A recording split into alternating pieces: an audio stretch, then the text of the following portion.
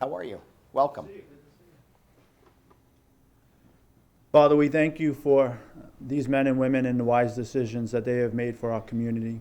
We pray your continued blessings upon them, their families, and these proceedings. In Jesus' name, amen. Amen. Thank you very much. Councilwoman Carr, would you lead us in the Pledge of Allegiance, please?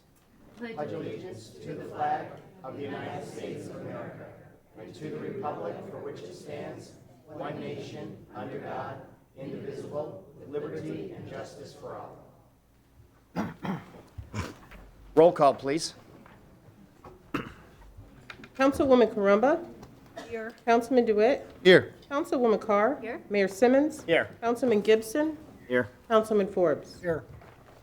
Okay, well, good evening, everybody. We've got a nice crowd here tonight. I am going to make a motion that we move up on the agenda an item to discuss the upcoming special election.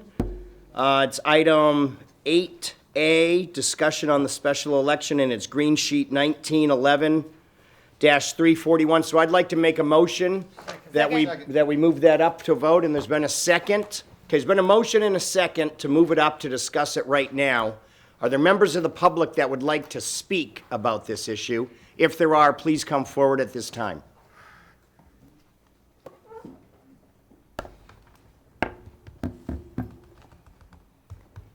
Good evening. My Good name evening. is Jim Worcester, and I'm a resident of District 4. I notice the seat is empty, and I would like to encourage you to fill that position as rapidly as possible. I understand March may be your first opportunity to fit into the guidelines of setting up elections. I would hope that you would expedite the election. Thank you. Thank you, Jim. Thanks for being here. Good evening and welcome. Hi, I'm Deb Nesselhoff, and I am in District 4 also. And I appreciate Mr. Mayor, the councilmen and women, and the administration for this opportunity to speak. And I want to thank Mayor Simmons for Green Sheet 1911-341 to discuss the special election. And most of us in blue back here would love to have a special election sooner than later. If it's impossible to have it prior to March, we understand, but we hope that you all will be open to listening to us as our representatives if anything comes up for a vote prior to March. It's worrisome to know we have a 3-3 or a 6-0 vote without anyone speaking up for our community. And I've got some other things to share, but I'll wait for those. Wonderful. Thank you, ma'am. Thanks for being here.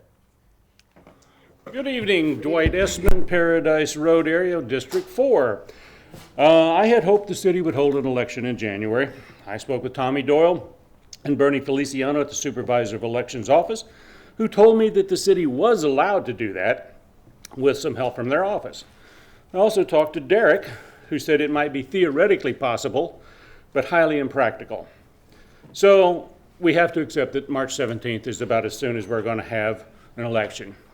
To make a little joke, Arlene, I talked to him for 28 minutes and 17 seconds, so it shouldn't be too expensive. But that March is the latest it should be held. We're the residents and voters of District 4 must have representation on the council as soon as possible. It's the largest district in terms of registered voters. Based on the numbers I could find, I believe there are at least 2 good candidates who are seriously considering running for the office. They have 2 months to make up their mind. I don't think you have to officially file until January 6th.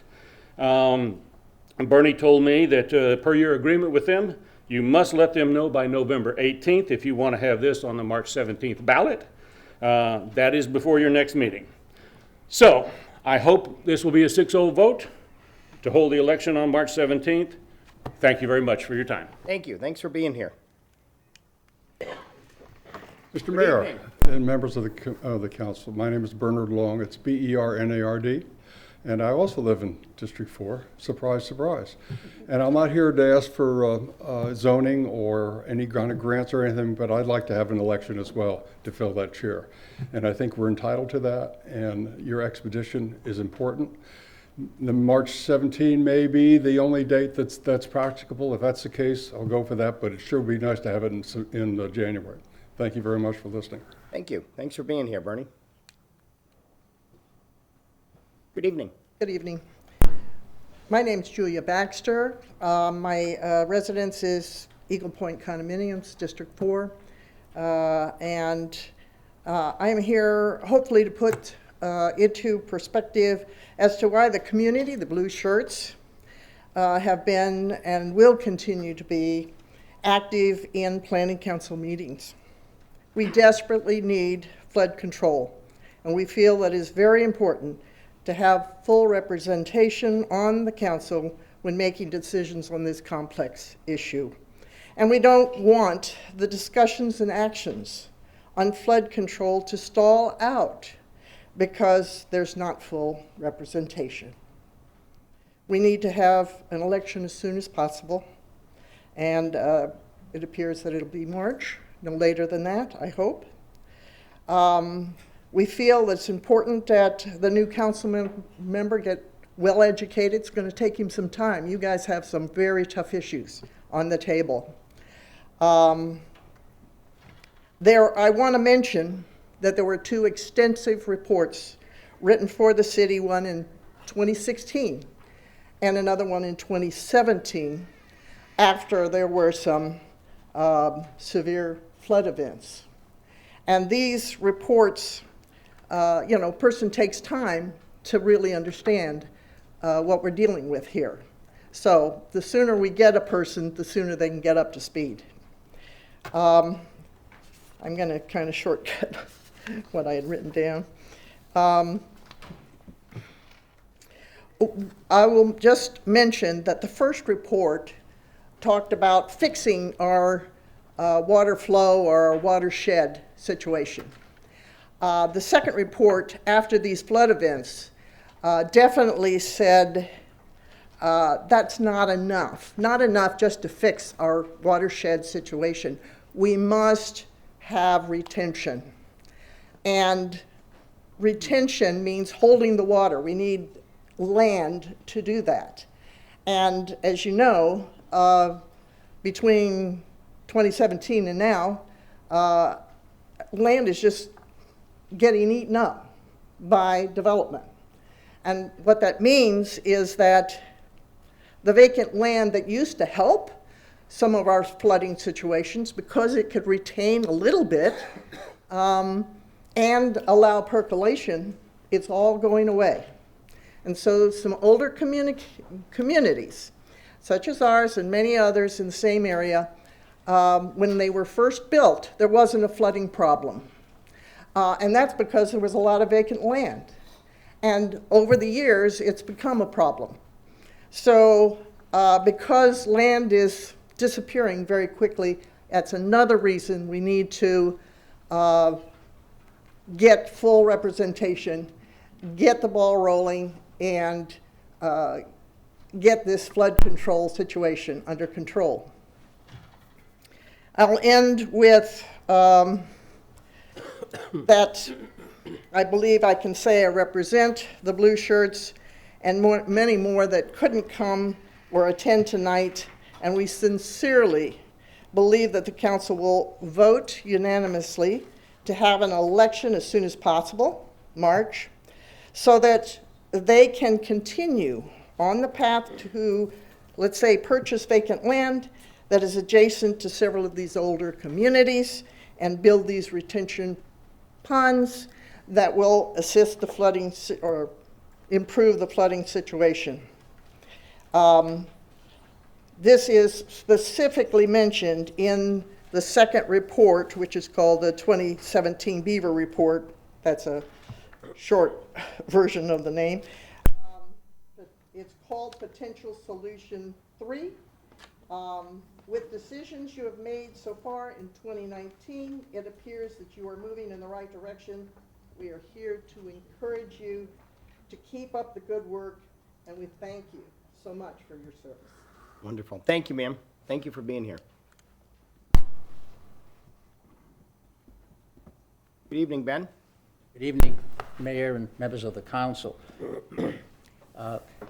Difficult as it will be, I will be brief.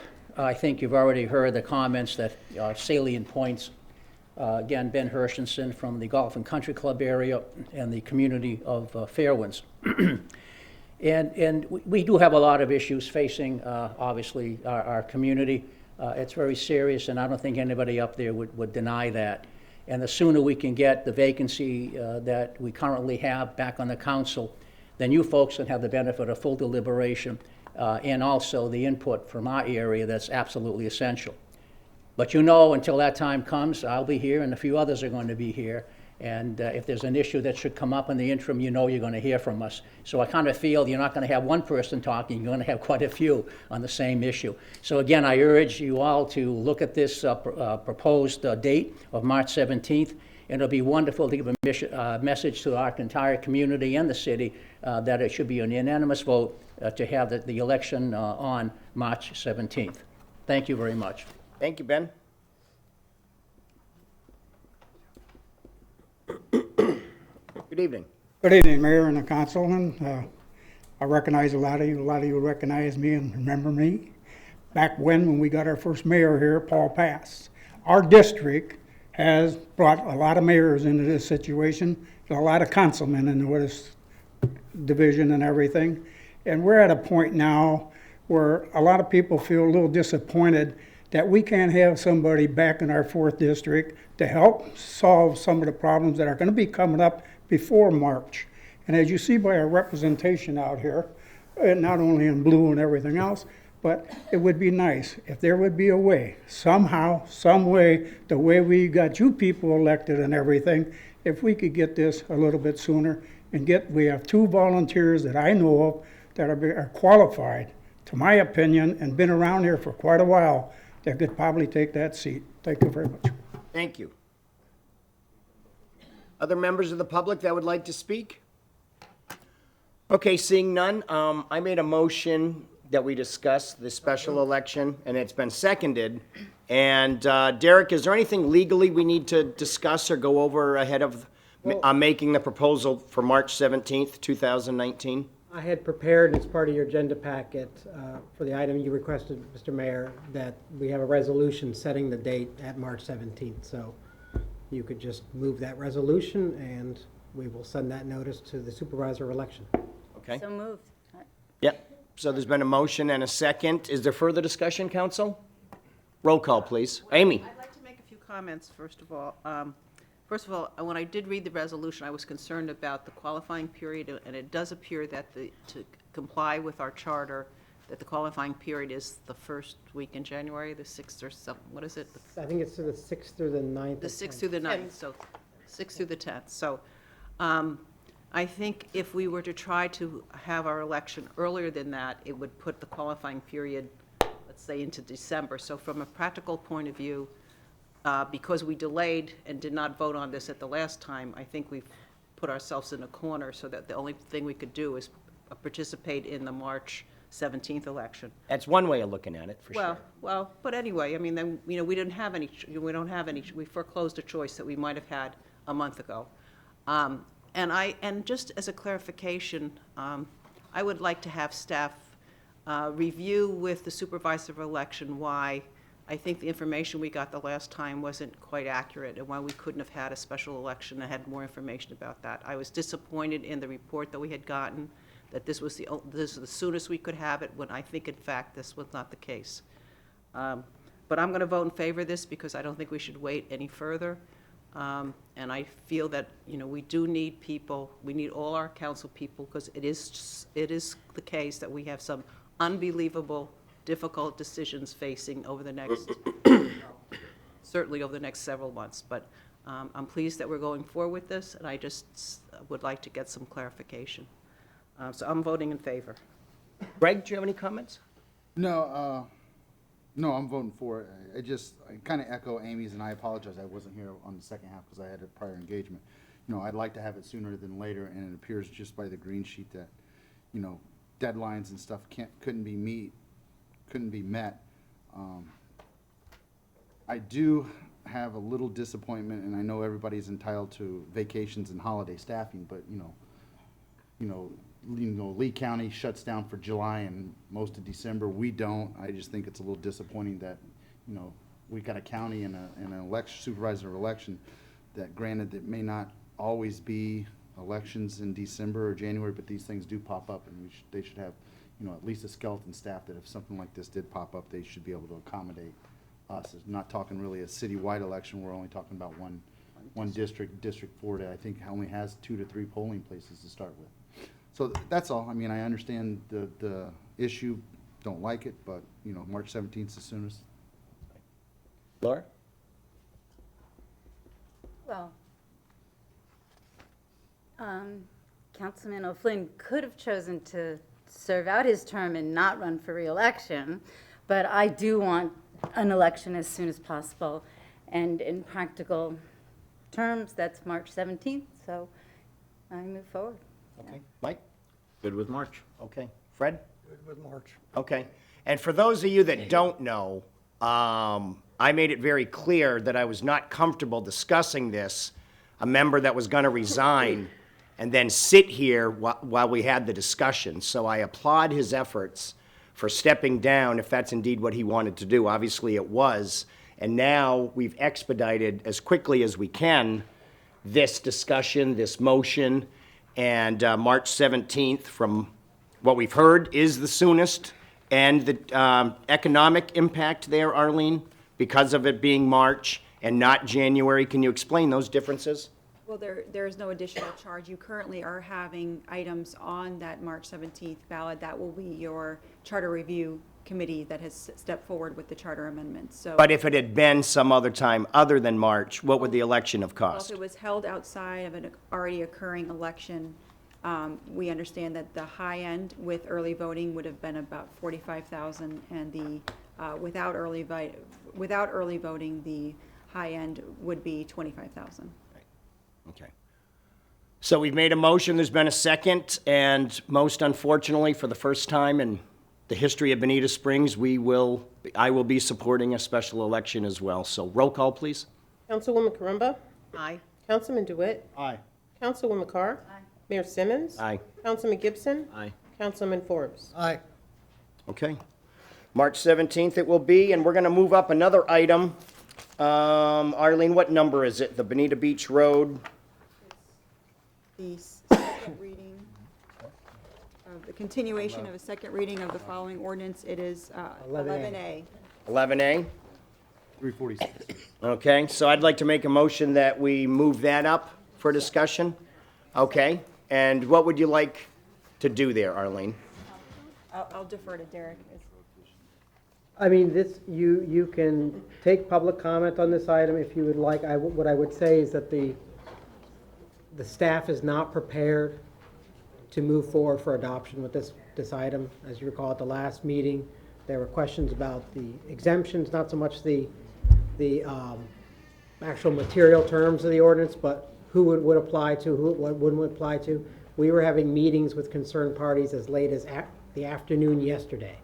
And so in order to get all those changes in a form that give you an opportunity to look at, I don't think it would be proper to make those additional changes. I suspect you'll have more comments coming forward in the next continuance phase. So we'd like to kind of get this back to you with a little more time to look at. But the only changes that have been discussed so far since the last meeting have been those applicability sections. No other material changes have been proposed. Additionally, we want to provide adequate time for the public to be able to review the document, as well as the staff, as well as the council. Fred? We make the motion and second it and then open it to public discussion? Okay, there's been a motion. Motion to, you want it withdrawn or continued? Continue. Continue to To a next. time, date certain? Yeah, well, I'm going to re-advertise. Okay, you're going to So re-advertise? just withdraw it. Make a motion. No, not withdraw it. No. Just continue Continue to it the next to- meeting. We'll just re-advertise it because I don't want to Motion start the to cycle over again. At some point, we have to close the door on this ordinance to get these regulations into place. Fred's made a motion to continue it. Is there a second? I'll second it for discussion. Okay, discussion. Is this going to affect the Causeway Lumber property? We're how's things- continuing to work, staff was to notify all of those folks today and yesterday and today to let them know we were working for a continuation. We have a method in place to help them to work through their closing, so we're continuing to keep communication open with them. But we do need to bring this to a close as soon as we can.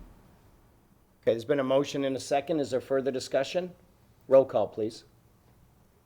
Councilman DeWitt. Aye. Councilwoman Carr. Aye. Mayor Simmons. Aye. Councilman Gibson. Aye. Councilman Forbes. Aye. Councilwoman Caramba. Aye. Yes. Okay, we're now going to move on to, I guess, public comment in general, Arlene, right? All right. Anybody would like to make a public comment at this time on agenda items? Please come forward. Okay, seeing none, we're going to move on to the consent agenda. And there are a couple of addendums. Council, what's your pleasure? We'll see. Okay, C. And I'd like to also pull D and F. Okay, C, D, and F. Any others? Move to approve the rest. Okay. Second, I'll second that. Okay. Motion to approve other than C, D, and F. Motion and a second. Further discussion? Roll call, please. Councilwoman Carr. Aye. Mayor Simmons. Aye. Councilman Gibson. Aye. Councilman Forbes. Aye. Councilwoman Caramba. Councilman DeWitt. Aye. Okay, Mike. Could I just go, yeah, mine's real quick yeah. and easy for, so the D and F, that's one company, the same company, right? So they're getting $1 million, and due to sunshine laws, they're gonna know we approve it. So, but maybe before we sign any of the lines, we ask them to sharpen the pencil and come back, and so I would motion to just talk to them, see if you can sharpen the pencil, and then, of course, no, not happening, Matt. No, these were both publicly bid. So Yeah. there were other, there were other companies. In one case, we only got one bid, but. Yeah, but that's the company that. Item F, we had several bidders that responded, so that is a open public competition. But can we then have, no, okay, forget it. I then motion that I can move to consent. D and- Okay, been a motion and a second to approve E and F. Dean, no, D and F. D and F. DNF. DNF. Vegetable alphabet soup here, okay. Motion and a second. Further discussion? Roll call, please. Mayor Simmons. Aye. Councilman Gibson. Aye. Councilman Forbes. Aye. Councilwoman Caramba. Aye. Councilman DeWitt. Aye. Councilwoman Carr. Sorry, aye. Okay, Mike. So on the change order for Stantec, is this also going to reduce the fees for the smaller houses? This is to develop the credit system, specifically for the communities that treated their water. So we talked about a credit system that would come into year 2 of this. This is to develop that methodology and get it approved so that when you come into year 2, you have a credit system for the communities that have environmental resource permits that are managing their water to a higher standard than other communities. So the It is, small- the smaller communities, and that credit is already in place with what you passed, a month ago? It would already be in their tax bill. The ones that qualified under the different levels of, you had the condo units and then the smaller square footage of impervious surface, that should already be at the $20 rate within their tax bill. Okay, because I'd spoken with a couple of people that have trailers and they were still paying the 50, so. If I don't know their if they were- impervious surface was greater than the cutoff, meaning they're also, it's not just the trailer. Yeah, it's the It's flat. 1,800 square feet based on all impervious surface. Okay. But and I would just add to that, Mike, I've had a lot of questions. And, no surprise, I was fervently against this, however it passed. But I've been fielding a lot of questions, so somehow we have to communicate this better to our residents. I don't know how we do that, but there's a lot of questions and a lot of furious people. Well, I mean, because one option was to do a flat fee, right? But Centex pushed us in another direction. I kept saying it was crazy the way that they were putting together the formula to come up with what one pays. But now it seems that since we went with their suggestion, they have a built-in way of billing us forever because we need them to determine what the fee is. This is simply a scope to develop a credit system, as we discussed when it was passed, for communities that maintain it. It is not a continuing services agreement for anything beyond that. So as things change, we'll have to call them, though. You have a very simplistic methodology with 2 rates, and this would provide the methodology for the credit for systems that treat water. Okay. And theoretically, Matt, we don't have to give her credit, correct? If we didn't want to. We've already received one challenge, and that's from Pelican Landing. The case is effectively in abatement while we work towards a credit. If we don't come up with a credit system, that will go forward, and they will try to impose one. We gave direction when we approved the utility facility that we wanted to adjust for different size houses. We also said that we should give credit to those people that did their work, so to speak. Correct. And that I think our discussion was that because we weren't in a position where we could do the technology of determining those credits, that we were going to delay it to the credit being in the second year. But we need someone to figure out how to give the credits. I mean, there's a process that has to go through. You can't just say, I want the credit, and then you're going to give it to them. The credit process also involves an inspection based on the materials that Right. the city receives from our staff to go out there to inspect. They'll need to provide plans, they'll need to show engineered drawings that the credit is at, the actual activities are actually happening that provide for the credit. Then we send an inspector on site. So what our plan was is to provide in the next year, it would be essentially 2 credits. They would be being credited from this year and then the following year in the next tax bill. And during this process, we'll be able to make recommendations on how we want the credits to work. Correct.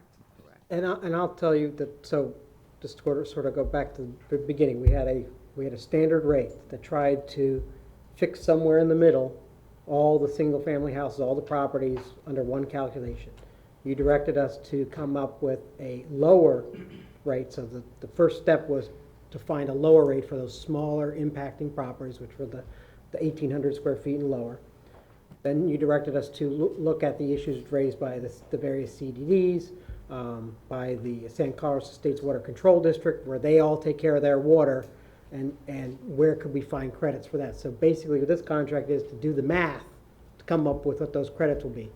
I have also been working on an additional, we'll just call it an off-ramp, for someone who doesn't even fit within those boundaries to be able to do the engineering to tell us, but it'd all be on them. So we won't be hiring contractors to come up with stuff for them. They'll have to do that. And that would be probably the Pelican Landing situation. So in the end, you started with one fee, and you've done nothing but come up with ways to make special circumstances to be able to alleviate the burden for those people who that burden should not be imposed on. And that is the accurate way to do it under the law, because they are paying for a benefit that they are receiving in stormwater, and it should be proportionate to their project. So I think everything you're doing is trying to find ways to give that relief where it's appropriate. So how are we getting this clear as mud message out to our residents who have all these questions? I think one of the concerns is people are assuming that the square footage of their home is the same as the square footage of their impervious lot. So if I have a 1,800 or 1,700 square foot trailer, I'm not calculating into that. What if I have a pool out back? Or what if I have a sun deck? Or I have a driveway? Because what we're talking about is water percolating through the ground. And so it's the impervious surface is really the calculation. So maybe it's just updating, letting people understand that that's the issue. It's not the size of your home only. It's everything on the property. And that's why commercial properties although they take care of a lot of their stormwater, but they also have large seas of parking lots and things like that, and that's why their assessment is appropriate. Maybe worth, either putting on a website or what the definition of impervious is and how it's calculated. We can also put in the next newsletter and have a definition of how it works and a breakdown in the newsletter that goes out. That's e-blasted out as well. I think we need to do something. Yeah, can I make a suggestion? Beside words, a picture's worth 1,000 words. Take a picture of a trailer with a driveway and something else and say all of this area is included. Take a picture of a house that's got a pool and a driveway and all that, so that they see it with the words, and maybe it'll make it a little clearer. Clear as mud. Clear as mud. Yeah. Clear as mud. And just on a personal note, most unfortunately, I mean, I guess Politics is full combat, as we know, but I have lost a friendship over this subject. And I didn't even support this tax, so you know how that makes me feel. Mike, do you have any other comments on this, or? No, I guess motion to approve. Okay. Second. All right, so there's been a motion to approve in a second. I just have a question. If we wanted to reconsider this item and bring it back up for a vote, what does that process look like? Reconsider the credit, No, reconsider, utility. Right. You'll have an opportunity at the next budget cycle. I mean, it's already been assessed, it's already out there. You effectively carry that over each additional year. So if you want to change Next it, budget that would be the season. time to do it, correct? okay. You can change the number then, but because You can change the number to 0. it was voted in, the mechanism is still there for anybody to change the number back up later, so. I mean, I guess unless we repeal, So there's Unless no you way- repeal the ordinance. that would be the only way to really get it out and make it hard for. And that would be, somebody else. would that be a ballot measure? No. No? It would just be a vote of the city council? Correct. Okay. Would have to be the, You would notice and you go through the process of repealing the ordinance, but you'd have to do that, yes. it would have to be on the winning side. It's not like that, on the Robert's Rules of Order, on how to vote to repeal, No, we'd have on a to, decision. oh, on on a Robert. decision. Correct, which means I'm the only one that cannot bring it up because everybody else voted for it, so. No, what are you talking Oh, about? yeah, no, what enacted it, everybody besides me voted to enact this. When it came down to the money, I wasn't alone. But in the beginning, when we created the stormwater utility, I was the only nay on that, so. That's true, I remember that meeting. Anybody else besides me can And I bring it couldn't up. figure out why, and then I realized it after the fact. Not because I talked to anyone. But we bring it up next budget season is what you're telling, okay, just make a note, I want to bring it up next budget season. And I'm going to be recommending 0, Well, or repeal. or repeal. I say repeal. But we have not heard the last of this, folks, unfortunately. Okay, next item, so we have to pass that. Motion to approve, and there's been a second. Is there further discussion? Roll call, please. Councilman Gibson. Aye. Councilman Forbes. Aye. Councilwoman Caramba. Aye. Councilman DeWitt. Aye. Councilwoman Carr. Aye. Mayor Simmons. Aye. Okay, where are we? I guess we are on proclamations and presentations. If I could have Harlan Parrish and his family please come forward, we're going to recognize him for winning the 2019 Bonita Springs Citizen of the Year. Congratulations. Yes. And I picked these out myself, Harlan? Not really. You didn't grow them? These are for your Thank you, heaven your sent. wife, if I could give you those. And congratulations. And nice to see you today at lunch. So on behalf of the city of Bonita Springs, this is a certificate of congratulations proudly presented to Harlan Parrish on being selected as 2019 Bonita Springs Citizen of the Year. Thank you for your dedication and passion in advocating for fair education for every child in Lee County, signed Mayor Peter Simmons, November 6, 2019. Congratulations.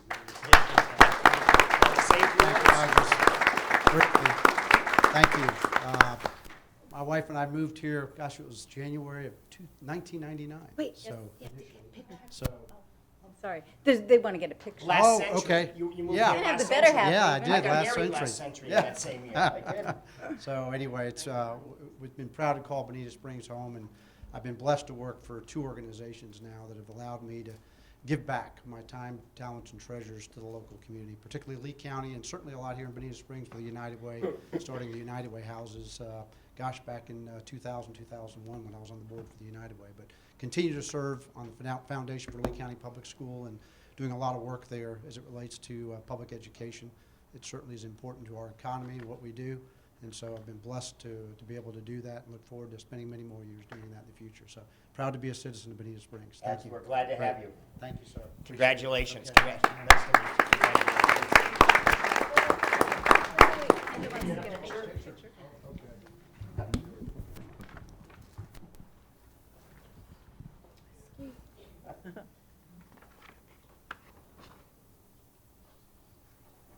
meet you. Thank you. Yes, Did you get it, Ben? You're all set? Okay. Ben.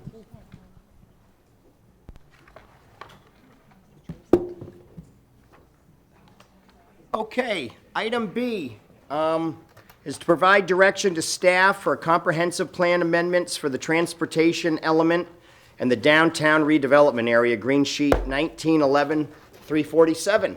Hello. Good evening, Mayor and Council. I'm going to ask Dr. Margaret Banning to come forward and can give you a continued presentation. We are continuing to move forward with the state mandated changes, but we wanted to continue the process of bringing in the downtown and the form-based code. We're working with DPZ, as well as the optional elements. And we have a few items we'd like to review with you and have some direction moving forward.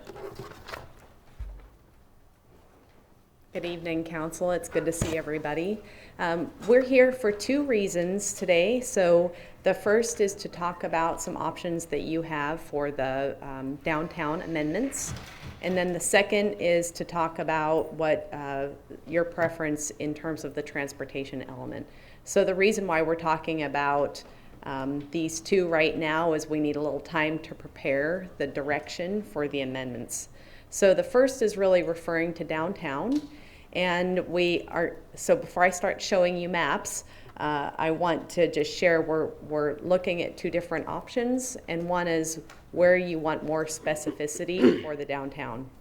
So the first option is to put the form-based code transect map into your comprehensive plan. So this is the draft map that DPZ is currently working on. And so that option would be to put the specifics and the detail in the comprehensive plan itself. If we do that, there's some considerations that you need to make.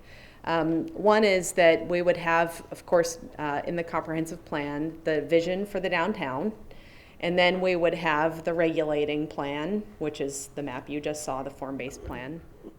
And we would also have a description of the transects in the comp plan.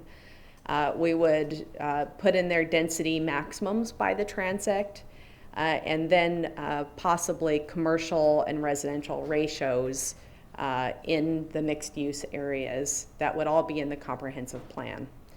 What would go in the form-based code then is the same transect map, and the form-based code implementing language. So much of the detail. We would repeat the description of the transects. We would also repeat the density maximums and also have that ratio appear in the land development code. In that, if you choose that direction, what that will mean is there will be a little less flexibility when you go to, if you want to say change where some of the transects are. And so that amendment process would require a change to the comprehensive plan, and it would also require a change to land development code. So those two revisions would delay any decision. And of course, it's kind of a policy decision where you want the stronger, sort of more burdensome language to be. So the second option is So the option one you just said, that's very strict and restrictive for building? No, you get the same outcome. It's just if you want to make changes. The flexibility is less with option one. Yes, if you want to make changes, it would take longer. Right. And it would go through a longer process. Gotcha. So option two, and we can always go back and answer questions as you go through these. Option two would be in the comprehensive plan to just have a downtown map. And this downtown map would be one color. And in that color, we're for now calling it a district, but we can change the terminology. It could be a downtown overlay, but it would just be one color. And in the comprehensive plan, what we would do is, again, repeat the downtown vision language. We would have that downtown overlay map. We would have the overall density maximums. And in the land development code would appear the same terminology, the form-based code, the transect map that we showed you in option one, description of the transects, the density maximum by transect, the commercial and residential ratios. So the specifics in that case would be only in the land development code. So if you choose that direction, it would allow you some more flexibility if you want to move the transects around. But your amendment process would be land development code amendment process. So those are sort of the two options that we're weighing, and would like to take some questions about those now before I get into any of the transportation.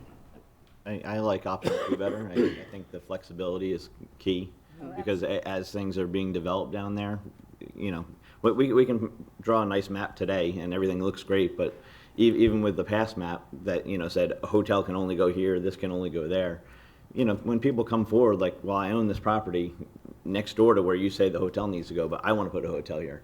So I think we need to have that flexibility, and I think option 2 is the best way to do that without having to make the developer spend more time, more money to change the comp plan in order to achieve their vision. And a lot of times it may be our vision also, but, you know, just not exactly how we saw it today, you know, because things change, so.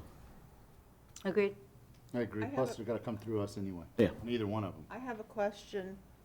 Does DPC have a preference? I mean, what is their thinking about what's the best?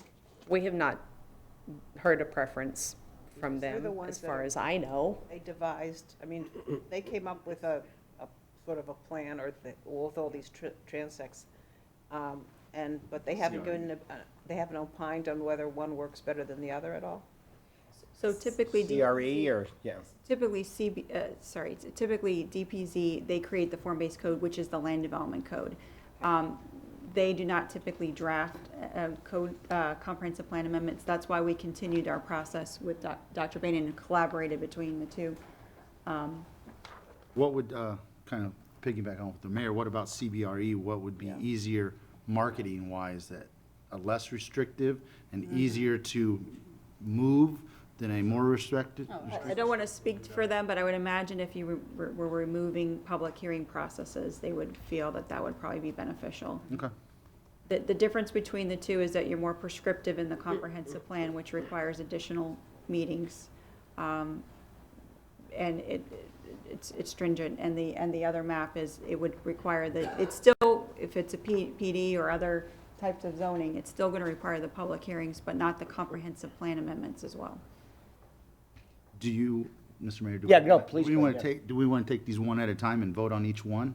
I think that would be, what would be helpful for us is, this is the downtown, we take the downtown, and if this is the map decision, if you all want to take a decision on that. And again, there's still more opportunity for discussion. This is going to help us understand how to write the comprehensive plan for the downtown. What do you mean by overall density maximum? So in the comprehensive plan language, what we would imagine is if we had this one map, I don't know how to go backward. It's just, can you help me? Oh, yes, here we go. I don't have enough experience up here, I guess. So if we had one color, that would be the overall maximum density. And that could be distributed anywhere along within that map? It would be in your land development code. Because if it's overall, let's say you have high density in one area, and somebody wants to have high density someplace else, I mean, how do you determine overall density? Well, remember, you have this map that would, for lack of a better word, live in land development code. So this regulating plan still has control over where density is. So you wouldn't be getting rid of any protections you have in terms of density. It's just if you wanted to make changes, it would be simpler in the land development code. But that the overall density wouldn't operate at all then? I mean, that's not a functional thing. I think what you're trying to ask is, in order to increase the density, you still have to go through a comprehensive plan amendment, the overall density for the downtown. But how do you calculate the overall when you have some development in certain parts of that? I understand what you're saying. Yeah. We would be expressing the maximum density in downtown. For each, like, parcel or For something? the overall, the entire map, what's the maximum density in downtown. So nowhere within the pink area, you could have more than like 10 units per acre or something, is that what you're saying? I think the maximum that you Well, have whatever, would I'm just be- using that as an example. I mean, that's how it would operate? That's the thought. But the specifics of each The individual specifics would live would in the be land development in the code. land development code. So you're saying somewhere between the pink map, we'll choose a number, or we'll have a number, and we can't have higher than that density anywhere within the pink map? That's what Right. you mean by overall density? Yes. All right. And then because you have this map that's operating in the land development code, one would say, 6 units, one would say 9 units, and one's. Correct, yes. Okay. But none of them would be higher than whatever our number is that we picked. Correct, Now I yes. understand how it Yes. works. Okay, thank you. I make a motion, we go with option 2. Second. It's been a motion and a second to go with option 2. Is there further discussion? Roll call, please. Councilman Gibson. Aye. Councilman Forbes. Aye. Councilwoman Caramba. Aye. Councilman DeWitt. Aye. Councilwoman Carr. Aye. Mayor Simmons. No.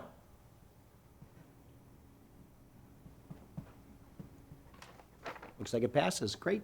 Right. Thank you. So, moving on, the next part of the discussion is about the transportation element. And again, we want to get some of your direction here. There's really kind of 3 options for what we're considering for transportation. And I've laid out each of these. Apologize for the long words on the slides. The first option is updating the transportation element, retaining concurrency, but simply updating the element. So we know that we need to update the maps in the transportation element, so there's quite a bit that needs to be updated. So in option 1, we would update the map series, amend and update the language. There's several studies that are referenced that are out of date. Just generally bring the element up to date. The implication of doing that is we've had discussions in the past about expressing more of a multimodal approach. This may or may not achieve your vision in terms of a multimodal approach, option 1. Option 2 is possible to retain concurrency, but include some multimodal policies that may get you a little further down the road. We may be thinking about a multimodal level of service, for example, or some other additional things that can get you some more multimodal features. In that case, we would also amend and update the map series. We would amend and update the language. We would consider additional multimodal policies. If you choose this approach, it would, in terms of adding a multimodal level of service, it may require an outside consultant and would, of course, add some fee. And it may get you a little further down the road in terms of multimodal, but it's not going to do what a fee might, mobility fee would do for you, which is what I want to talk about next. So option 3 is really pursuing a mobility plan and fee. What that is very different approach to transportation planning. So instead of basing your fees on trips, you base your fees on motor or person miles traveled or vehicle miles traveled. So the fees, it's a totally different approach. What it does is allow for funding citywide projects. There's more flexibility in how you create your plan and implement some of the funding. It's a good option for pursuing some multimodal vision. It's been tested in the state. So if you chose that approach, we would, of course, update your maps. We would update the rest of the language. But what we would do is open up the opportunities for you to pursue a mobility fee or plan. And so that, again, would also require some additional expertise. It would also take some time. anywhere from 18 months to 2 years to develop that kind of a system. But again, it would allow for operation funding. The funding would be much more flexible. So I don't think you've seen this map. There's about 24, 25 communities that have gone to this mobility plan and Can you fee. just 1 sec, in very simple, mobility fee equals X. What exactly is X? So a mobility fee is a different way to measure transportation impact from a development. So say a new development comes in your downtown, you would have less person miles traveled. So that impact may be smaller.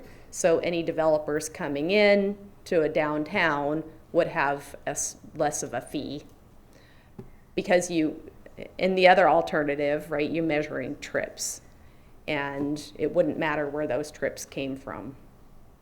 So the measurement device is very different, mobility plan and fee versus concurrency. Am I answering your question? So what you're saying is if a hotel came in downtown and said that they are going to charge enormous amounts for parking and they provided 8 shuttles 24 hours a day, there would be a lesser of a fee. You can construct, so in your example, you can construct credits, you can construct your mobility plan and fee whichever way you want. So you may be saying to them, yes, we'll charge you less of a impact fee if you Provide shuttles. for example. To the beach, to the airport, to the malls, and provide, Yes. let's say, scooters for everybody. No offense, Mike. So the mobility fee provides, scooters. the mobility fee provides more flexibility in your decision-making as far as how the person is moving. Are they moving by bicycle? Are they moving by vehicle? So there's more flexibility in how you determine how basically that trip is generated. With the first method, it's purely based on the vehicle miles traveled. And the impact fee is to be charged.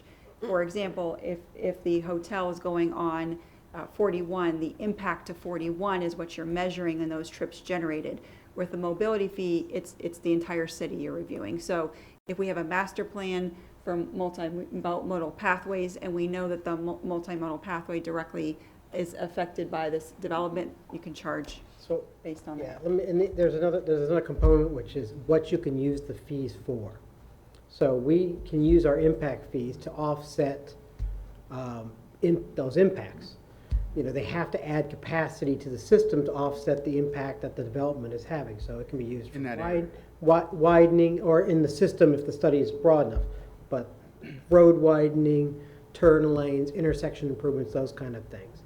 If you're trying to revitalize an area like downtown and you're trying to keep people in the downtown, you can design a plan that basically assumes that the people who are in that hotel are going to be walking, riding scooters, bicycles to local area restaurants and stuff like that, and that they become more static and they're not.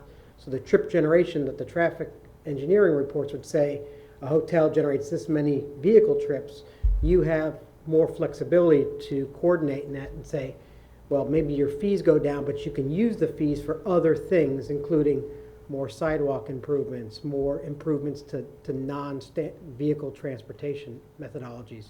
You know, if you had streetcars or something like that, you could use it towards those kind of things, and it allows you a lot more flexibility versus the overall just impact fee study, pay this amount of money. The mobility fee also allows for operational funds, so if you operated a beach shuttle or contributed that, you cannot do that with impact fees. And similarly, it allows you to develop programs. So there may be a transportation demand management program that you could fund. And I think You have this a question? I'm sorry, Fred, do you have a question? The question I have is, assuming that we adopted that one, the one, the mobility, wouldn't we have to hire a consultant to develop? Yes. We would. Any guesses how much that'd be? So there's a couple different options. So if you just developed a fee, I did some checking, it's 60 to 75,000 for just a fee. In that case, you could use the plans you have now. If you did a mobility plan and fee, it's between 100 and 125,000. So again, that decision can be down the road, which direction you want to go. If this is a attractive option, what we can do is open up the opportunity in the comprehensive plan. It's not something that you would have to commit to until it's the time to do an RFP for a consultant, right? So we can open up the opportunity in the comprehensive plan. You would still retain concurrency in your current system until the time where you felt it was important to start developing this fee system. So the mobility fee, it's still paid by the developer, just like an impact fee Yes. is paid? Yes. Okay, because I remember a number of years back, there was talk about charging people, like individual people with their cars, how many miles they're driving. So it's not a user fee, it's still like an impact fee, but. Correct. So in about 2009, there were some alternatives that the state was discussing. One of those was the user fee. The other was district fees, but the mobility fee that many of these communities settled on is, they describe it as kind of an alternate to an impact fee. But it's the impact fee basis, it's just the basis is figured differently. And so this, again, like with the last one, this is going to be more flexible, and this will help in the future with things changing, driverless cars, Uber, scooters, like things like that. So we'll kind of prepare ourselves for future tech. It's again, some of the communities that are currently testing it, that's the good news, is they've already troubleshooted a lot of the problems in the mobility plan and fee, where you have consultants that have experience with this already, so. I'd make a motion to go with option 3. Second. There's been a motion. Amy? No, I just want to comment. Okay, there's been a motion to accept option 3 and a second. Further discussion, Amy? I was just thinking that, we can do this in pieces, that I would actually be in favor of doing 2, but provided in the comprehensive plan amendment, the ability to move to a mobility fee so that we wouldn't immediately go to hiring consultants and doing that. So I don't know where that fits in with the motion, but that's where the direction I would like to go. I think that's what, didn't you say that, Dr. He Mannion? said, he said 3. No, I know, but Dr. Banyan said you can write it in there that where Right. it's not automatically, you can do it piecemeal down the road. So the work that Dr. Banyan is doing would just be that first phase of opening it up to the possibility. We would then get upon council's direction, we would then have to move forward with an RFP for consultant. And Dr. Banyan suggested that they also have experience in giving the proper language for the comprehensive plan amendments that would have to follow after that. So you'd want to wrap that into the same study. But Dr. Banyan also pointed out that other cities have done this and they've worked out kinks and problems. Perhaps we could get a feedback of what the pros and cons from these cities that have done this before we jump in. And then, and even ask the question, if you had to do it over, what would you do? Would you go down this path? I mean, I think some of us would say we wouldn't have gone down that path for certain things. So, just, and give us back feedback. Okay, there's been a motion and a second on option 3. Is there further discussion? Roll call, please. Councilman Forbes? Yeah, yes. Councilwoman Carumba? We're voting on 3, Yeah, option 3. but just like the provision, but not Yes. going forward with it. No, I vote yes. Councilman DeWitt? Aye. Councilwoman Carr? No. Mayor Simmons? No. Councilman Gibson? Aye. Motion passes. Passes. Okay, Great. so the last slide that I want to present to you is just an update on where we're at. I'm going backward.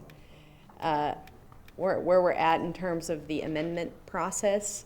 So we plan to bring with, in January, the downtown language. So that's slated for your January 15th meeting. And then that would put the adoption hearing around February 19th. The public workshop, we're anticipating for about a third week in January. And that would really be related to the remaining of the elements: transportation, housing, and future land use. What we would like to do is bring those back to transmittal at that same February 19th meeting, and then that would have an adoption date of around April 1st. So just an update so you kind of have an idea about where the timeline is. Okay? That's it for me. Wonderful. Thank you very much. All right. Thank you. We're going to move on to item C here, 7C, which is a presentation by CBRE on the draft marketing brochure and provide direction to staff on the RFP for the bamboo parcel and it doesn't say it here, and/or other parcels. Both of those. This discussion will not be limited to the bamboo parcel only. Good evening, Mayor and Council. I'd like to ask CBRE to come forward. They have some initial draft marketing materials I'd like to present to you tonight to move forward with the bamboo parcel. Once they're able to go through the beginning of their presentation, we do have a map that we presented last time of the other downtown parcels. Matt and myself will go through that map again for your discussion, and they are open to adding whatever additional parcels the council seeks. Great. Thank you, Arlene. Hello, welcome. Hello, thank you. Council members, Leanne Korst with CBRE. It's nice to be here again this evening. And as Arlene said, we have for your consideration tonight some draft marketing materials for what's been known as the bamboo parcel. And I think importantly, we wanted to share, before we go into the marketing material and the brochure, we wanted to share our thinking as it relates to creating these documents, because we felt like, you know, when we're taking this project to market, we're not just marketing a piece of land or a piece of dirt, but we're really marketing a way of life, a culture, and the community of Bonita Springs, and what you all see as the vision for the site. So we heard your message at the last council meeting that you really want it to be the cornerstone of Old 41, have an old Florida kind of feel in the development, much like the paintings behind you depict. So we took that and the site's history into consideration as we put together these materials. And we thought the name Bamboo wasn't a great visionary name for the site, so we first thought that the site maybe could benefit from some branding. And so that's where the name Imperial Crossing comes from. And in the branding exercise, we thought that Imperial certainly recognizes the river. It has a grand kind of name. And we know that one of the goals is activating the riverfront. So we thought Imperial was a good name to incorporate. And Crossing is a nod to the site's history with the Tamiami Trail and the railroad, and the crossing then, like I said, gave a nod to the history of the site. So with that, I will go through the marketing brochure. It contains information about the site, market overview, why Bonita Springs, and it's really intended to get developers, investors, brokers excited about the opportunity when we release the RFP after the first of the year. So Mike's passing out hard copies, and this is, let's see if I can work this as well. This is, you know, just pictures of the culture and the way of life here in Bonita Springs. Information, as I said, about the site and the parcel. The executive summary and development and design guidelines were really formulated based on your feedback and the work that DPZ has done to date and what the city wants to accomplish with the development of the site. Some market information, and then submittal instructions. You'll see placeholders in here for dates, because obviously going to market requires approval of these marketing materials, so that will be fleshed out more once they are finalized with your approval. So with that, I know that there needs to be discussion about the actual parcels. And the other thing, before we move on to the parcels, we wanted to discuss first the name of Imperial Crossing, because I believe CBRE would like to move forward with creating a website for this as well, so that developers can go to that site and gather more information. I think they wanted to create the website name based on the title we give it, so that would be some discussion point today.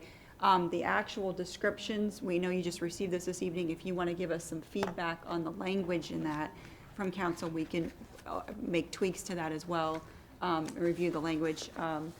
But we wanted to have the general consensus if that's the direction of the title, because that would lead to the creation of the website And the other marketing the other- materials, and then drafting the actual RFP.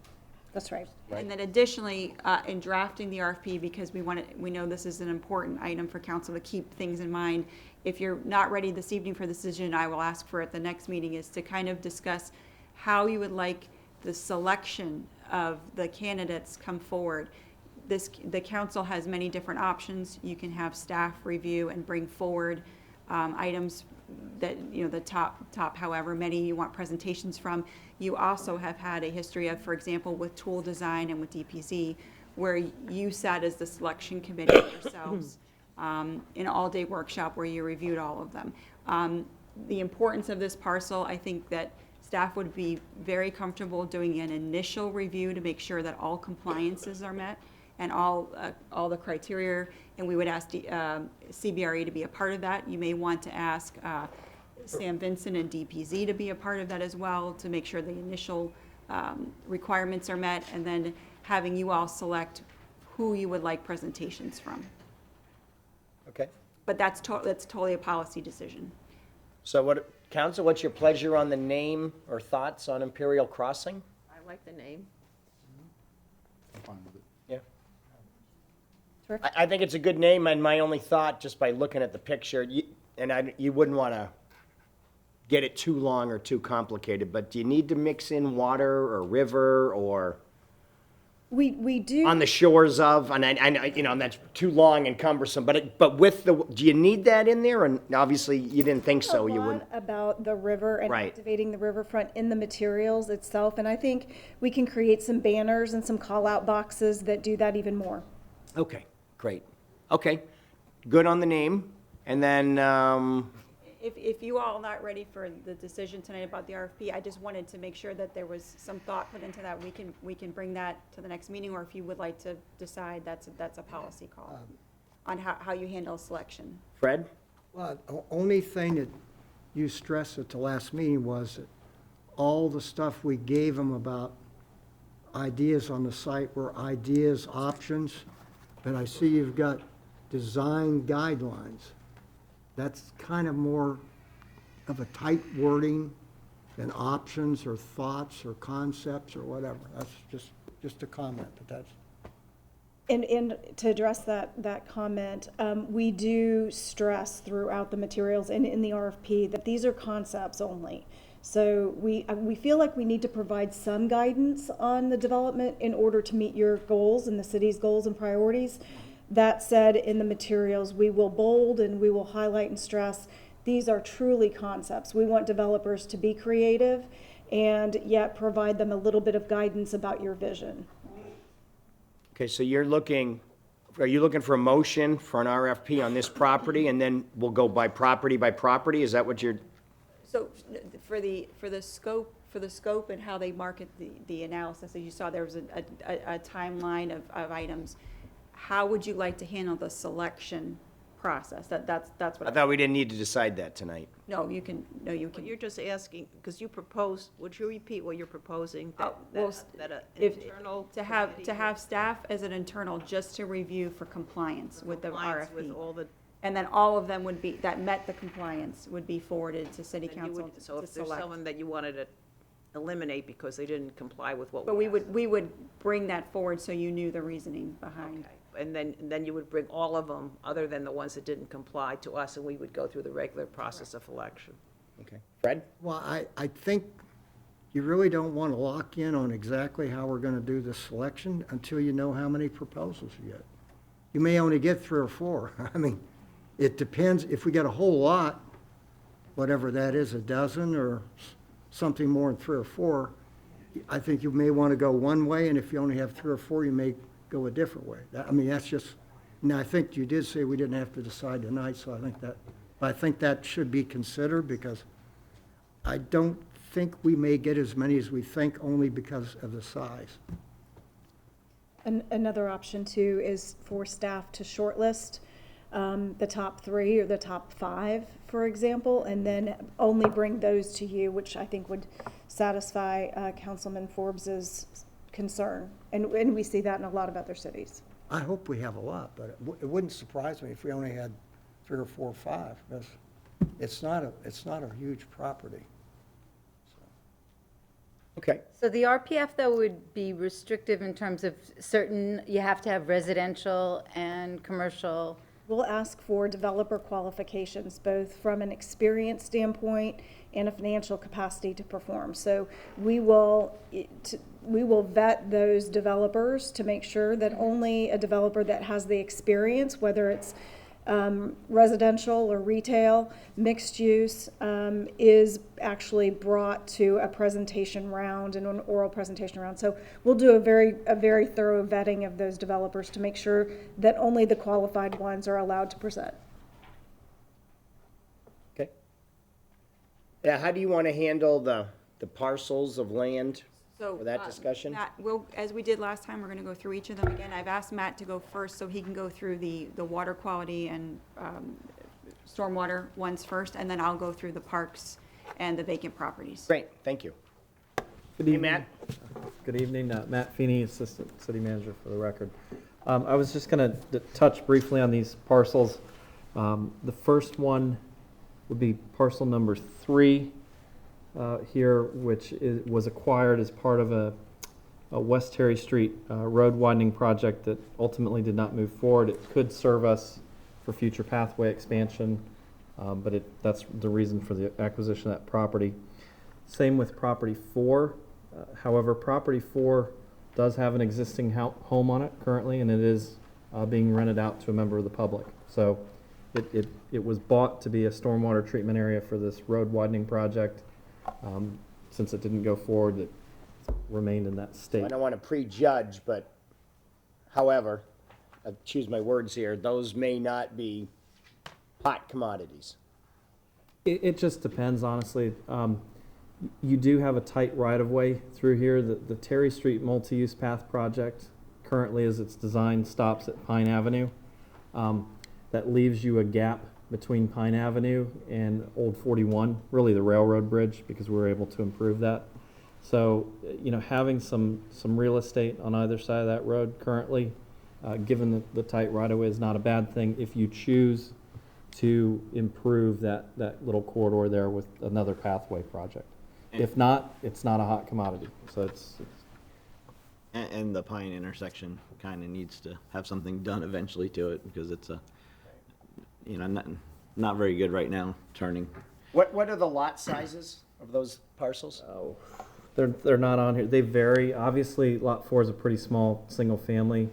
Lots 3 and 5, which 5 was the next one I was leading to, which on the south side of the road, are similar size. I don't know them off the top of my head.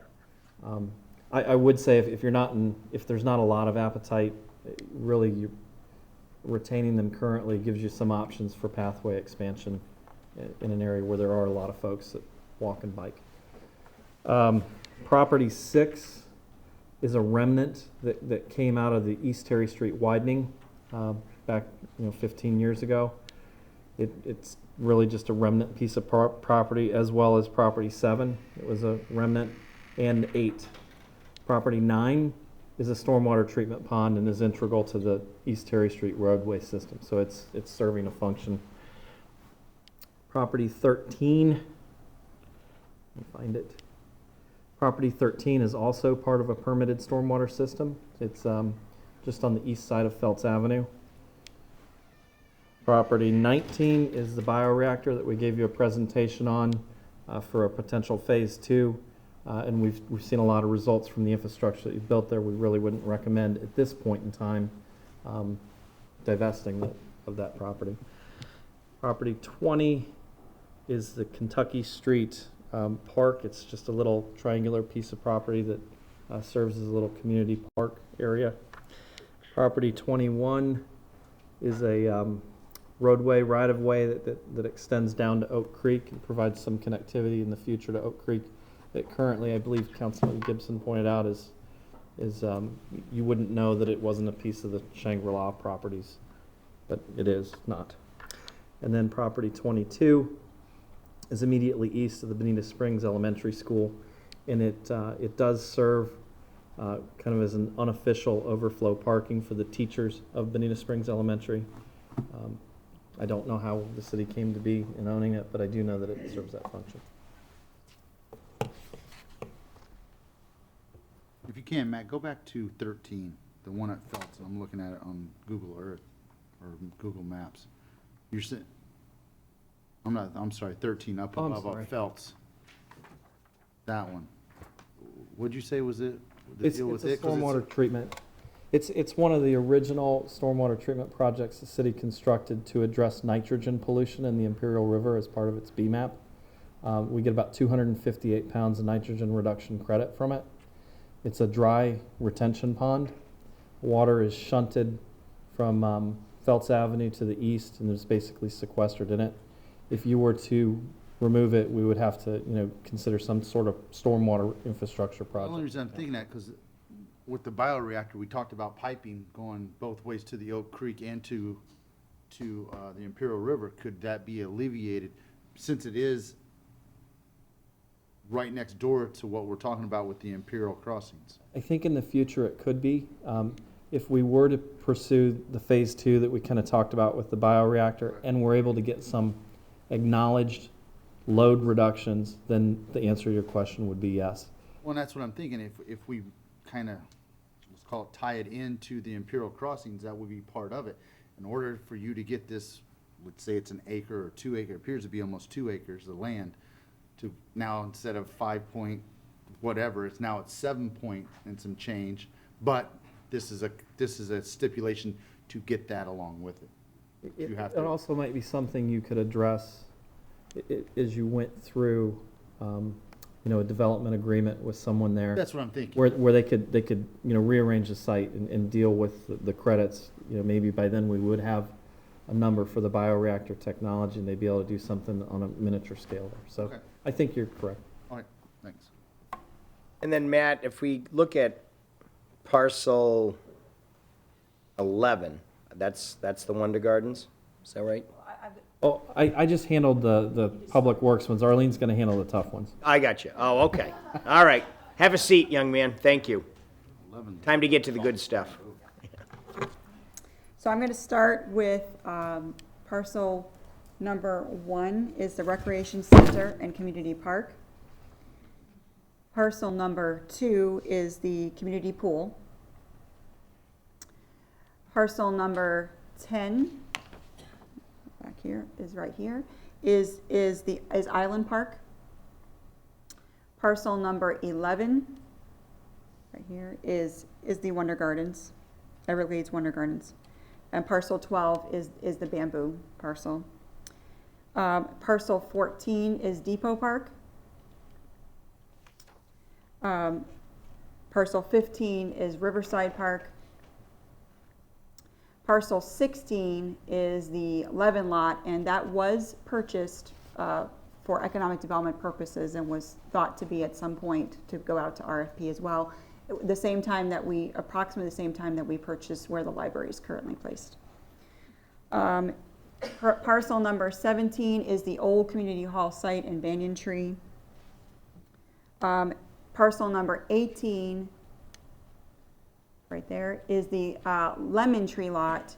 That was purchased for potential park expansion of Riverside Park. So that would be a policy decision if the council would like to continue to think that that park expansion could happen. I do know at the time there's a parcel directly to the west of that that's a residential parcel that there had been previous negotiations with, possibly a Lifetime Estate, for the residents that's there, and that was part of the potential park expansion plan. And I believe that's all the other park and vacant parcels that we've gone through. So do you want, I'd make a motion that we open up for RFP parcel 12. Do you want to do these individually, or? What? It's the bamboo. Correct. Yes. Imperial Crossing. Imperial Crossing. I'm sorry. Yeah, yeah, you're right. Sorry, Imperial Crossing. That's good. So do we, Do we, You can do them individually. if okay, so I'll make a motion for parcel 12. Second. And there's a second. Is there further discussion? Roll call, please. Councilwoman Carumba? Aye. Councilman DeWitt? Aye. Councilwoman Carr? Aye. Mayor Simmons? Aye. Councilman Gibson? Aye. Councilman Forbes? Okay, I'd like to make a motion that parcel 16 be considered. Which is Riverside Park? No. 16 is the Levin lot. 11 lot, I'm sorry. On a Napa. I'll second that. Okay, it's been a motion and a second for parcel 16. Is there further discussion? Roll call, please. Councilman DeWitt? Aye. Councilwoman Carr? Aye. Mayor Simmons? Aye. Councilman Gibson? Aye. Councilman Forbes? Aye. Councilwoman Carumba? Now, discussion. I mean, I tend to think I support, I guess that would be 18? Is that right? Is that where they do the farmer's market? Where they do the farmer's market right now? I don't know that we really, are we looking to expand the park? I don't know. I don't know that I am, but I don't know that I'm not either, looking to expand the park. Having said that, it's right on 41. I mean, that's a beautiful parcel for a restaurant, some sort of a business. What is council's thoughts on the park? Because I am curious. Are we looking to expand it, or who knows, or Well, it is- somewhere in between? It is contiguous with the Right, park, so, right. I think it's some property that we don't have to do right now. We could sort of figure it out, see what happens with these other, I mean, I'm in favor of the other ones that we did. And we could just leave it in abeyance, knowing that it's available to you. And what's south of there? What's next to that on the other side? The salon. There's a Salon, two Oh, the stories. Pure salon. Unity, and Okay. there's a So, I mean, it two could be residentials part on of that, but, I don't know if we need CBRE to do it anyway, because it's a relatively small piece of property. We could just put it out at a later time and say, What give us- is, I'd kind of like to see it go out, and why not judge use them interest. so that it's done professionally and it's a- Their contract doesn't charge us more for Right, adding more yeah. property. well, they do charge us for development. They get part of the development value, which, well, but if they sell it, great. no, but the point is that, whoever purchases it will take that into consideration. So you might be better off if we just sell it directly. But A broker's just gonna get a Yeah, portion of the sale, not a portion of the value of what's being built on it. Right, and but we wouldn't be able to get such no, but quality. it's in addition to the brokerage. It's a portion of the development. Well, that's what, I'm agreeing with you, it's, That's what, I don't know if we need it for that, and we could always see what we get and go later, But anyway, I don't feel that's. And that's item 18? Mhm. Well, I'm going to make a motion that we include it. Is there, but I'll I don't second know. it for discussion. First, just to put it up, or with CBRE? CBRE, CBRE. personally. Mr. Mayor? Yes. Can I make a comment? One of the things that we can do, and we have done elsewhere, is it could be included, but as an option. So then if there's a master developer, for example, that finds that it can be accretive to Imperial Crossing, they can bid on it, but it's at your discretion whether or not they bring back a use and a value that is attractive to you. So we can structure the RFP so that a developer can bid on Imperial Crossing, the Levin lot, Lemon Tree, or any option thereof, or parcels thereof, or any combination. So that's just another option for you to consider as you're making your decision. Okay. I think I like that option, so. My motion is along those lines, with that wording. There we go. A second. Okay. There's been a motion and a second for parcel 16. Is there further discussion? 18. 18. We already did I'm sorry, 18. And I'm just of the opinion that, like, for Imperial Crossing, I think we need the big scope that they bring to the table, but for the smaller ones, I think I'd almost rather not go through them.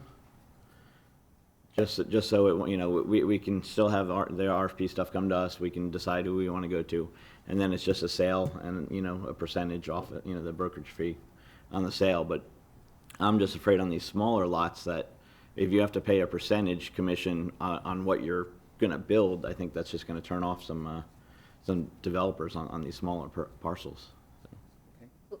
But if that happens, we still reserve the right to go back and sell it later. If no one buys it, we can put it up with whoever later on. Or they can structure their own deal. Yeah, I'd like not to be in the business, let somebody who does it do, and we've Can't be a had these professional for at his so own job. long. What? He can't be the professional at his own job. Mm-hmm. Okay, there's been a motion and a second to include Lot 18. Is there further discussion, Greg? I just had one more question, kind of Arlene touched on it. What is the likelihood on the property to the west? We haven't had any further discussions. I know there was quite a few years ago, or actually, it did ignite again a little bit when we were doing the downtown. When Matt and I reached out to all of the downtown property owners, we also approached the owner there. They expressed that they possibly were interested if it was a situation of a lifetime estate, because the property's been in the family for a very long time. They were aware of the time of the sale of the Lemon Tree lot, that there was interest in their parcel, but we've not reached out since we worked on the downtown. Yeah, I think it was 2014 or 15, the last time we've reached out. I just have one more question. I know at one time, I think Jackie had shown us areas where we would have parking. Are any of these properties sort of reserved for parking or thought about it? You have 101 stalls on the bioreactor site that was built. During the special events currently, it's utilized, but so is the current bamboo site. It's utilized for parking. It's also some of the staging for some of the special events. Sometimes the dumpsters are placed on that side and vendor parking is there. I know that certain events that bring an RV to have money counting and things like that have had setups there, but that's been temporary in nature. Further discussion, council? Roll call, please. Councilwoman Carr? Aye. Mayor Simmons? Aye. Councilman Gibson? No. Councilman Forbes? Aye. Councilwoman Carumba? No. Councilman DeWitt? Aye. Okay. Yeah, well, Matt, 19's a bioreactor, and you're saying we can park there, and there's how many spots? You built 101 stalls. I think from what we saw, what we presented last meeting, I would not be telling you that I think you should be selling it. I think we should be looking at the Phase 2 project, if council wills, and then maybe in the future, once we get a result from that project, then you could look at selling it as these other parcels develop. Understood. With conditions of continuing the nitrogen removal on the No, yeah, I don't want to. It's just a unique opportunity, and So, dumb question, but obviously, parking on top of that does not interfere with the bioreactor, but you're saying building, obviously, yeah, I mean, that's going to cause a problem. I think the city has a unique opportunity if we do pursue Phase 2 with this, that will be very impactful for water quality, not only for the city, but for other areas. And so if we do pursue that Phase 2, really the timing on that project. Having land ownership, especially if we go after any grants, or we partner with DEP, or we partner with other state agencies, having the control of the property is probably going to be important in that process. And you've already built half the infrastructure. Sure, yeah, okay. Tell me about 21 again, I'm sorry. It's 40-foot wide parcel of Kentucky Street and Oak Creek along Front Street. It's was potential access for the public to. It's like a road right of way that connects to Oak Creek. It's a pretty small parcel. It connects to Oak Creek. In the future, you might be able to build some kind of public access. Right. And tell me about 20 again, parcel 20, it's in a residential area? Kentucky Park. Oh, that is the park? Oh, okay. It's kind of a passive park. Yeah, it's It was apparently acquired in 2001 from Lee County. It's deed restricted to support public purposes, recreational uses, or community support uses. I think it's part of the neighborhood association there. Any thoughts there, Mike? You seem to know the property more than I do. What are your thoughts there? It's a underutilized park right now, but I mean, it's got, potential value down the road for the community around it. Who maintains And it? city. And tell me about 22. I know it's an overflow parking lot, and I wouldn't want to cause a problem there, but It was acquired in 2002, a quitclaim deed and foreclosure, is that correct, Carl? In lieu of foreclosure of In lieu code of for- enforcement liens. It has been utilized by the school unofficially, by the. but it's on Dean Street, obviously. And it's right across from those apartments right there. Do we know I know we're not, but lot size roughly? Is it a good sized lot or? Sorry, Dean and Horn right there. 150. Oh, yeah, I so see, it'd be yeah. great, Okay. Where the cars are parked. I'm gonna make a motion that we include 22. I'll second. Okay. There's been a motion and a second on lot 22. Is there discussion there? Further discussion? Roll call, please. Mayor Simmons? Mike, sorry. Again, is this through CBRE or is this just to put it up for sale? Yeah, no, well, What are your opinions on these smaller lots, kind of out there? I know you guys are going for the big fish, to sell a big property, but we're talking about little lots, kind of. Sure. Pennies and nickels and dimes, Mikey, add up to quarters and dollars. We all know that. So they are smaller lots, and what we would like to do is maintain, I would say, the integrity of getting Imperial Crossing out to market. And so we don't want to dilute necessarily the vision of what we're trying to achieve downtown with some of the smaller stuff outside of the main core.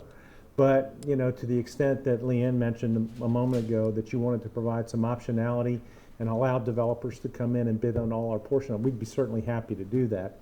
I just, when you start getting into some of the more remote areas, I'd have to maybe do a little bit more study of the property, because we hadn't really focused on that, as part of our initial analysis. And I'm not trying to evade the question, but I think that's probably wouldn't be beneficial to you all for us to study a little bit more. Okay. And then if not, we do an RPF ourselves, but let's get it out there. I think we have to understand, like, what is the zoning of that one? Yeah, I was by just the- gonna say, by the what can school? be I mean, built? What could they put there, residential or something? Yeah, it's known for townhouses. It's not mixed use, so that, so it doesn't make sense to put it into a development order, because you just want to sell it for its end use, which would be for residential. I think that it would be best, from your point of view and from, in my opinion, to keep things that are contiguous, so it'd be part of a total package, because it is distracting to have these isolated things. I like the idea of, well, even the one that you said, what was it, 18 or something, but that at least is contiguous or close to the core area. So Correct. those sales with you make a lot of sense to me. These isolated things, I think we should take another look at it and give staff a direction, tell us what the size is, what the potential use would be. Yeah. And then if we wanted to, we could just say, put a for sale sign on. Yeah. Or we could wait and talk to the people at the school to see how important that is. Maybe we could sell it to the Lee County School Board or something like that. I think we have options for that, and, I just would add, we're happy to add property later on if you think that it would be helpful to you all. And if the contract's written in such a way that it could be amended, we'd be happy to do so. Fine. Okay, I'll withdraw on parcel 22. I like, yeah, that's a good discussion. Yeah. I'll go ahead full speed with your work, because I think it's a very professional approach that we're taking, and put all our effort in trying to market this really critical part. And I may be deluding myself, but I think once we get something really positive going there, the rest of the stuff is gonna sort of fall into place.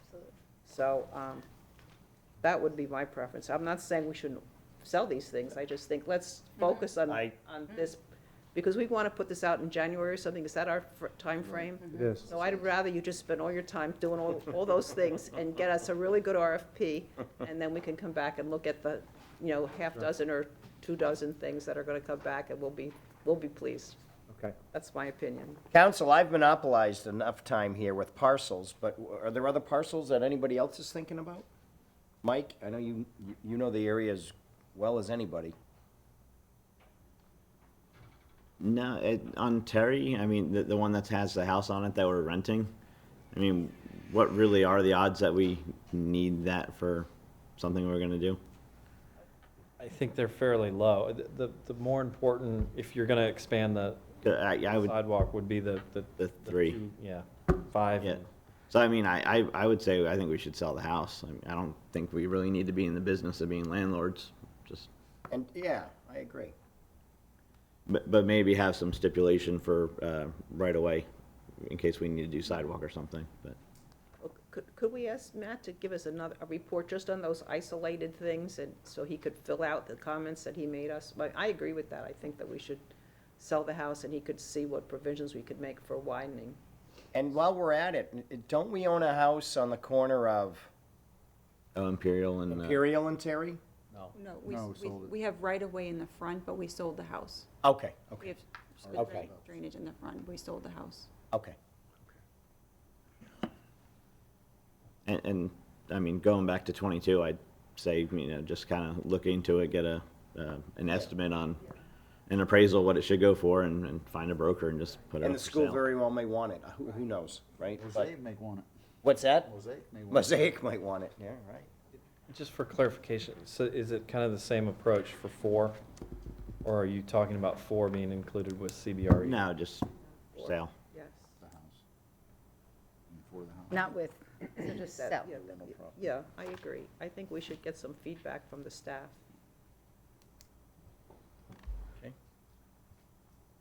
The other smaller pieces, what is it, 6, 7, 8? Is there any way to not have to maintain? I mean, can we offer to sell them to the neighbor or give them to them or something so we're not maintaining them all the time? I don't know about Well- give. Well, I think what we like to maybe do is, there was some plans that were done when the downtown was done, that there was a potential showing of between Terry Street and Pine. Did you have some very preliminary drawings of what could look like? He's on Oh, I'm the sorry, next, the he's on next the side. other Oh, I'm side of sorry, I East Terry. apologize. So then you'd probably want to look at we did do the build grant design. Applying for that was 19 million. They're probably small enough, if the neighbors aren't interested, if there's not a way to, and that's a Derek question, I think, to donate or sell back without it being open to everyone, right? If you're not gonna be able to sell the immediate property owner, I don't know that there's a lot of use for those parcels. If anything, maybe we can widen the sidewalk through there, as Arlene mentioned, with the build grant, because it is contiguous, but they're just remnant parcels and they're small. Is some of our enhanced landscaping on those, or? Yes, that's what I was looking at before the meeting. On 6, we do have some enhanced landscaping on it. I'd say look into, what's possible, but. Okay, so, and to recap, or I guess we don't need to recap, but so far we have, what, parcel 12, Bam. 12, 16, 11, 16, and 18 and 18. to be included with CBRE. Council, any further thoughts, or, I think it's a good start. okay? And we received direction to come back to you with information on parcel number 4, parcel number 22, and then the Terry Street ones that were just discussed. Wonderful. Great, thank you very much for being here, thank you. Look forward to working together. Okay, we are now going to move on to item 8, which is mayor and council member items. Addendum 1 is an update and discussion regarding the Big Cypress Basin. This is Green Sheet 1911-352, and I might ask Matt and Arlene to chime in here a little bit, but I just wanted to let you know that with former mayor Jim Bosch, current councilman, they rotate, so it's hard to know exactly what term to use, but Jim Bosch from Estero and I have gone to some meetings. We went down We met with all of the Lee County commissioners who liked the idea of a discussion of Bonita Springs being involved in the Big Cypress Basin. By no means am I the expert here. When this was created, and I will just say roughly 30 years ago or so, 25 years ago, a legislator from Naples, and you know, I'm not pointing any kind of fingers, but they brought Big Cypress up to the county line. Well, you've heard me say it once a million times. Water doesn't know county lines, it doesn't know district lines, it doesn't know, it just knows where it wants to go. So Chauncey Goss, I've met with him, who's the chairman of South Florida Water Management, likes the discussion, and we are in the process of setting up meetings down in Collier County. But if you guys are dead set against to having this discussion, please let me know, because it's in motion, but I just kind of wanted to give you an update. And Arlene or Matt, do you have anything to add to that? Additionally, staff has had some initial conversations with staff from each of those jurisdictions as well. We have had conversations with the Village of Estero staff, as well as Collier County staff, and then the executive director of the Big Cypress Basin staff, Right. as well as Lee County. We were just gathering more information, continuing discussions. I think we would look for some direction from the council as a whole of your discussion to move forward pursuing the options. Additionally, Lisa Kohler, the executive director of the basin, has informed us that the executive director of the South Florida Water Management District would like to meet with Matt and myself and members of the Village of Estero to talk about continued coordination on water efforts. So all levels of the staff of both the basin and the Water Management District have done outreach to us as well. And help me with the economics of it, because currently, as it is, we're receiving $0, is that correct? But if this, fast forward, if this happens, we would receive $8 million? Are those the accurate numbers? So, well, on the tax bill, there's a percentage that go right now, and that bill goes to the Okeechobee Basin. From at that point, if you change to the Big Cypress Basin, they have their own board of directors.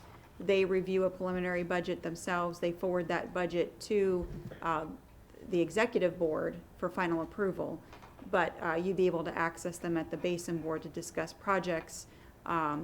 They do have some capital funds, I understand. The basin is here in Collier County.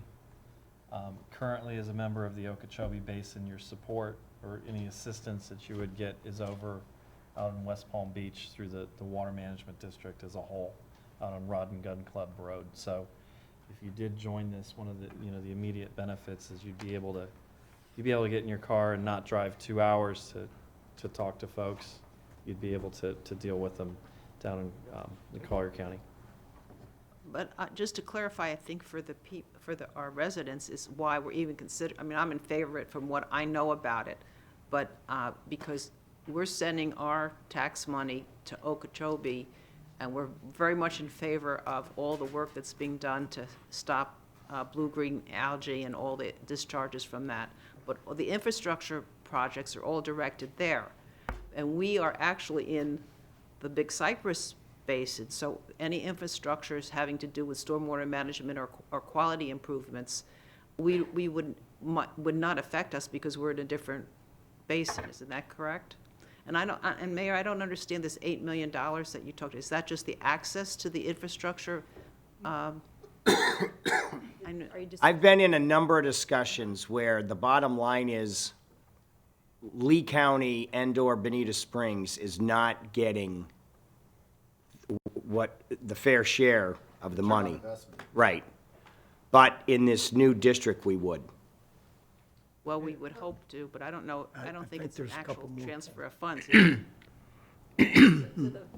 When the taxes are paid by the residents, it would then be seen as the Big Cypress Basin on their tax bill, and the monies would go to the Big Cypress District as opposed to going to the Okeechobee Basin. I believe there's a percentage differential between the amount taxed for Okeechobee versus Big Cypress Basin. I believe it's a little bit less of a tax for the So Big the Cypress. tax rate is different for Correct. Big Cypress? It's quite a bit.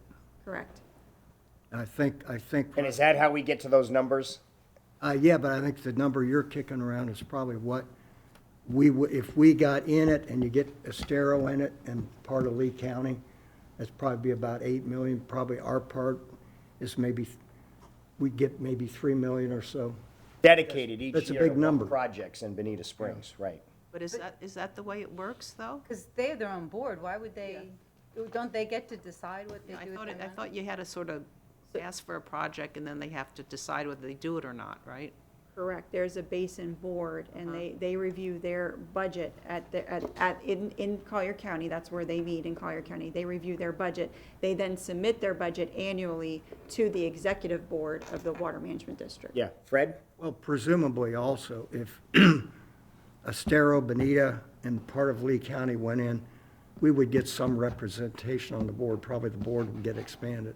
So we would have people from Lee County.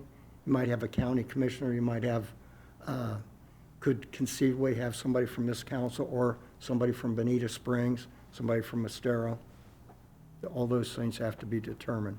And the folks at the basin are open to us joining? Yes. Great. And we're in the process of scheduling the next meeting up in Estero. Unfortunately, the first 2 dates have just been not good dates, but we're going to get it next We're meeting. coordinating a meeting with the mayor and then the chair of the Big Cypress Basin Board, who's appointed chair. But Mayor, you're approaching a dual methodology to get us in there, and maybe you could share that with us. I mean, I think it's really good that we're trying to do it in 2 ways, both trying to get isn't this the case?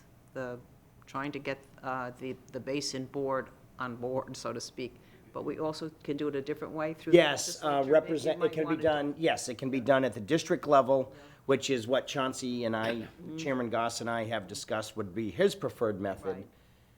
If for any reason there's resistance or we didn't want to do that, and just so you know, that can be changed here, but that means it can also be changed here again, and they can revoke it. If it's done legislatively, and that's what I've discussed with Representative Rodriguez, who will be at this next meeting with, then it's permanent. If it passes through Tallahassee legislatively, the change is permanent, cannot be revoked. That's a good dual approach there, and thank you Right. for. Absolutely, no, thank you. Thank you, and you guys know me, I'm not the techno geek, but I am the guy that sometimes recognizes common sense, and we are in the Big Cypress, we are in it. We are in the basin, but we're just not in the basin. We're not in that district, we're in the other districts, so, okay. Additionally, Anything? Just wanted to add that Lisa Kohler and the executive director, they've reached out for us to give them priorities of the city council. We plan on using our same strategic priorities, the LMS projects you've given us, which includes Logan Boulevard, Spring Creek Restoration, all of those projects. We plan on sharing those with them. If there's anything else you would like us to share with the staff of both executive directors, feel free to communicate with Matt and I, and we'll put that on a list for when we meet with the staff. Okay, wonderful, okay.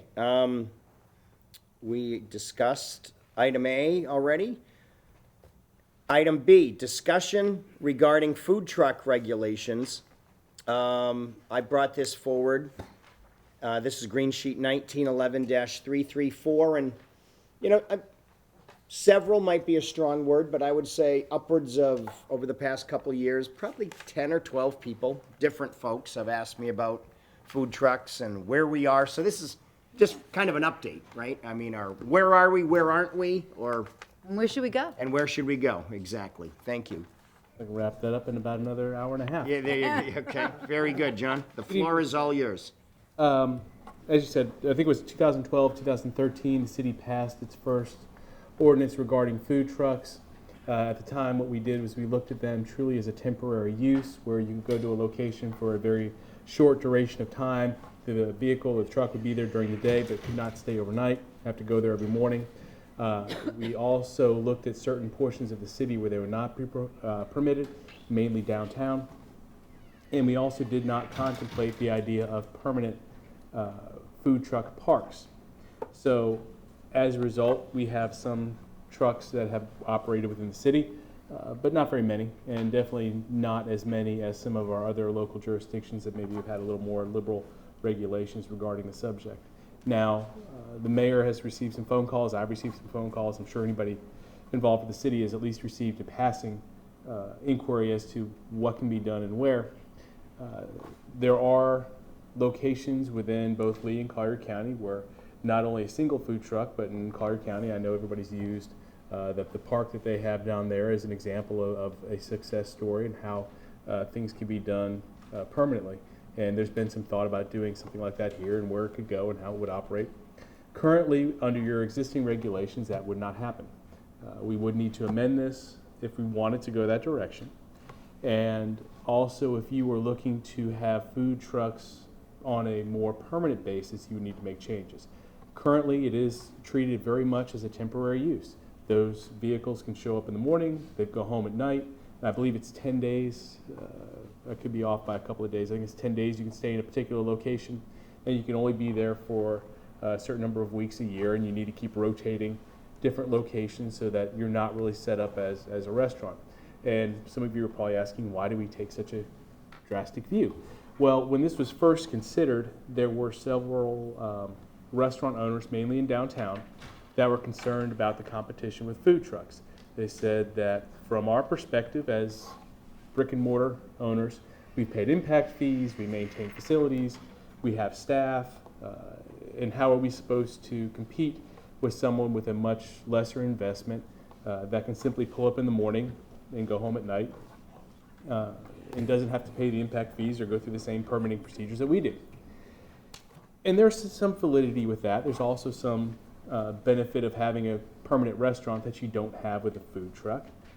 But that we really start getting into operational questions and how you feel about the subject as we go forward. So as the mayor said, because there was some serious inquiries made both at the council meetings and I know to all of you directly, we wanted to bring this up as a topic of discussion to see if, one, council still felt similar to how you did back in 2013, and two, if you did not, or if you're looking to go in a different direction, what direction might that be so we could prepare some information for you to take this conversation forward, if you so choose. So. I just think they're here, but I also think they're underutilized, and I think with everything we have going on, somehow, I think they're part of our future in a bigger way, but I don't know what that looks like. I don't know, where they are, where they go, if they're mobile, one side of town, the first half of the day, the other. I just don't know. But what I'm saying is I think there's such a demand. There seems to be a very strong demand, at least at the Momentum Brew House. When I, yeah, all right, but the food trucks and, I'm just curious what council's thinking, because I think they're part of our future, and I'd like to embrace them in the best way that, they can be utilized, and not just not to pick on maybe the place downtown on Old 41, but, you got one business there. Could there be others? And that one food truck was permitted for a temporary period of time, and I forget the date that is expiring, but it is coming shortly. And it happened because that was one of the existing locations before we even discussed this ordinance, and he was given a amortization period, essentially. Right. Well, I'd like to see major changes into, oh wait, I'm sorry, Amy, you were waiting. I was just going to say, I did read it was interesting to read the ordinance here. And I came away with, I think that it's something we should look at, but I think when you read that, you realize how many unintended consequences you could have about location and competition with, bricks and mortar kinds of restaurants. So and I'm not 100% convinced that this is the way we're going to see in the future, that it could be as much a fad as it is, and if you have a place like a park, and I think even in the park where it's in Collier County, there's a lot of negative feedback from the surrounding area. So I don't think we can wholesale change this without really considering location decisions, how, a reaction to our existing restaurants. I think it's a really hard thing to change, and I don't think it's obvious that one direction is better than another. So I think we should take our time. So if staff has is willing to do a little research and get back to us and see what some of the the alternatives are, we could look at it. I know that food trucks are in various parts of the community where they're not permitted, I don't think. I mean, there's people that are skirting the law there. That's always a bad thing. So I think that we should address this so that we can have people that do comply with what our policy is. And the policy, I think, is complicated. It's not easy. So I would be in favor of just getting some more information. I don't think I could make a decision today. Yeah, no, I agree with that, yeah. But I do think it's a bit draconian, and we can open it up. And 2013, things have changed significantly. And why don't we see how Collier did it? It's interesting that I even think restaurateurs, brick and mortar, wouldn't be as upset back then because it's a known competition. There's pros and cons. I mean, there are days when I say, yes, food truck, and then there are days like, honey, happy wife, happy life, no food trucks tonight. So, I mean, everybody flows. And, if there's the option, you go down, there's a long line, so you go to Maria's. It's just, give us the option. Right. By having it so restrictive, you just turn everybody off. And food trucks today are really elaborate, and they're much different than what they were way back when. So I would really like to see it. Well, I would want one next to my house. That's where I'm concerned, not whether that we're using them. It's where they are located. That's the problem. Well, I think they're gonna be in most commercial areas. They're not gonna Maybe. park in a residential yeah. community unless they're having a party at at your next door neighbor's house and he wants to have Right. Well, food you'd be truck. surprised where they are. Yeah, I'm all for changing it. I've been approached, as the mayor has, on numerous occasions about doing a celebration park. Would it be legal? Oh. I mean, I think it'd be great, personally. I think it's a good Ditto. idea.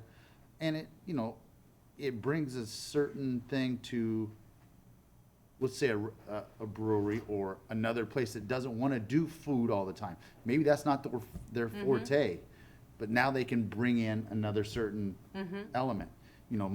Let's put it out there, most people aren't going to take their kids to a bar just to sit and watch their parents drink. But now if you've got food involved, now we can have a little bit of this, some games, some this, some that. Hey, my mom and dad did. See how that turned out. Watch mom and dad drink, yeah, right. Just not as much fun as it used to be. No, it's not. But my point being is that I think it brings a certain draw also. You grow a mustache and the whole. Yeah, right. Exactly. Mike? Yeah. I'm sorry, yeah, Mike? I think it's time to rewrite it. There's so many new things going on, the Celebration Park, and there's interest in doing something like that, and I know there's interest from the people to go to places like that too. So I think we need to at least have accommodations for things like that, and look at the overall, the mobile part of it too, where they can go and what the restrictions would be there. And that seems like pretty clear direction. What? Fred, Councilman. yeah. Well, I think I'd kind of like to split the difference. I think we need to do some changing, but I think what we need to do is, because what I've heard from everybody is a celebration park depends on where it is. So I think what we ought to do, we've got a staff, let them come up with tentative areas that they think would fit a celebration park. Doesn't mean we have to go with it, doesn't mean you have to agree with it, but at least start with, here are some potential locations in the city where you could do that, and it wouldn't be up against homes. And there is one other thing, there is some, at least the Celebration Park, they do play music and things, so that you have to, which is different than they have at the Momentum. They don't play music outside at that. But it's very good. I've had food from the food truck there. So I think we ought to do both. I think we ought to pin down locations and then do a proper zoning map change, because I don't think we have, that's a particular kind of use that's it's much different than buildings, so to speak, but it's a good use. I think it'd be good to have one or two of them. I say open it up and then we can narrow it down when we need to, but, do your magic. No, I think you need to know where the best sites would be, location, and then get the people that want to do it to look at those and see what they think of it too. 'Cause you can't do it in our own little world, so to speak. No, right, yeah. Mr. Mayor, if I can. Yes, suggest, you have some big changes that you're looking at over the next couple of months. You have an overlay district for Beach Road, you have downtown, your comp plan amendments, you have different things that are gonna have a significant impact on future uses and development patterns. If you don't mind, would you allow us until maybe January or February to bring something back? And the reason why I say that is you have these changes that are coming through between now and then. And when those are in place, or at least you've made decisions on those, we can fill in the gaps with how we're going to start accommodating more areas and expanding this type of use. Is that consistent with what you're thinking, or is that not Council, what do along you the think? timeline you want? And you would direct us away if we do, like, unintended consequences. If we do X, all of a sudden, we can't do a food truck park because we did X. We hope so. Tell you what, John, let's do this. Yeah, that sounds fine. I think, this is for a further discussion, future discussion. I don't think we're gonna have a meeting the 1st of January, so like mid-January, at that second meeting, which will actually be the first meeting in January, could you give us an update? Be happy to. I Yeah. know that Dr. Banyan just told you that the downtown amendments, I think she was looking at a January date for transmittal.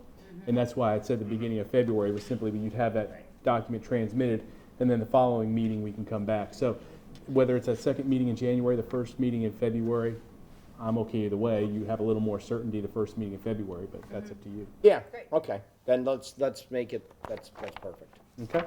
And council. First meeting in So February. the existing ordinance is in place now. There may be some facilities out there. We're just hoping that everyone's in compliance with the existing code. Okay. Should we arrange a food truck rally for that evening, sir? Absolutely. Yeah, Let's see what it's all about. Thanks. Thanks, John. that would be fun. Okay, item 9 is the first reading of the following zoning ordinances, and there is no public comment allowed. Derek? Thank God, okay. A zoning ordinance of the city of Bonita Springs, Florida, approving application PD 19-60497-BOS, requesting to amend ordinance 01-12 and the master concept plan for the existing Bonita Springs YMCA Community Facilities Plan Development to allow daycare center located on approximately plus or minus 20 acres on at 27200 Kent Road, strap number 31-47-26-B1-0000002.0030, semicolon, providing for an effective date. Move to second. I think you missed a dash and a semicolon, but pretty I was good. just- No, I'm just, no, I don't think.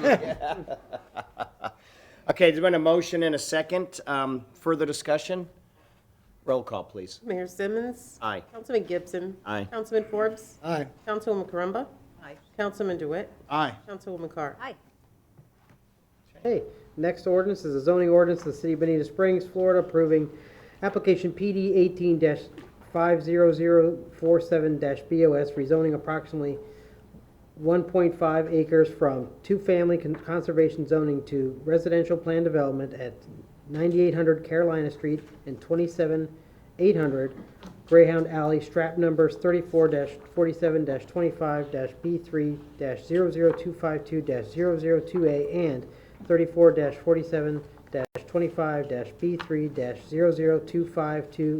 34-47-25-B3-00252-005D, providing for an effective date.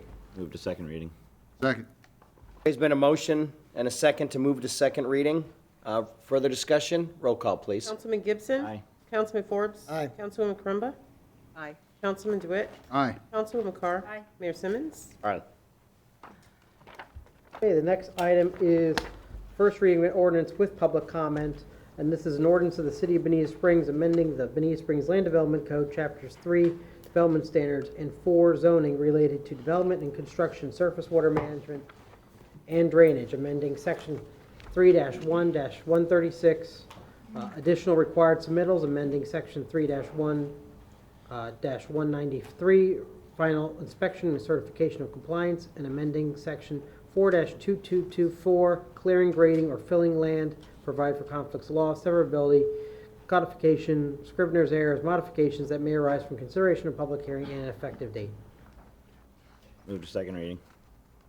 Second.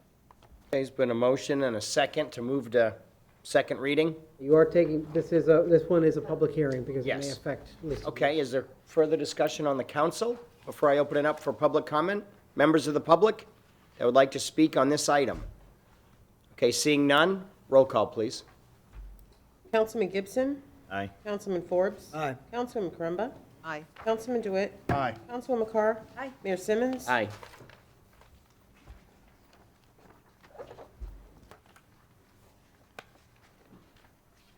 You all done, Derek? I'm all done. Okay, very good. And, yeah, now we're going to open it up for public comment on any item. Anybody from the public that would like to speak at this time, please come forward.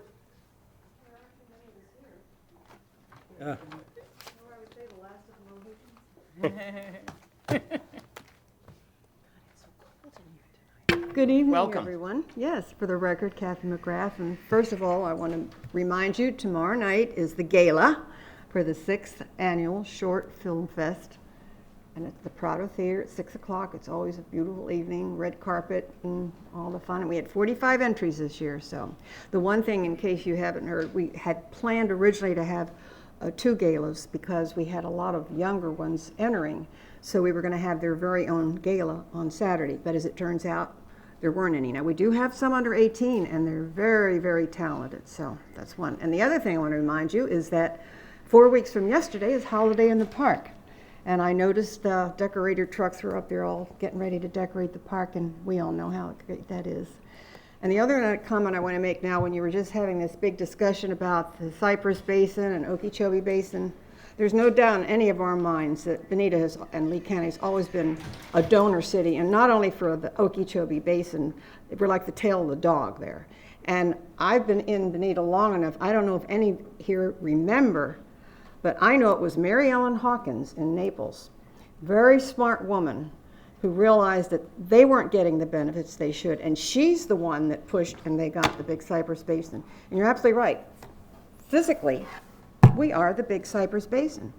And I mean, I have nothing against the powers to be in West Palm Beach, but we don't have anything in common with them. So go for it. Right. Thank you.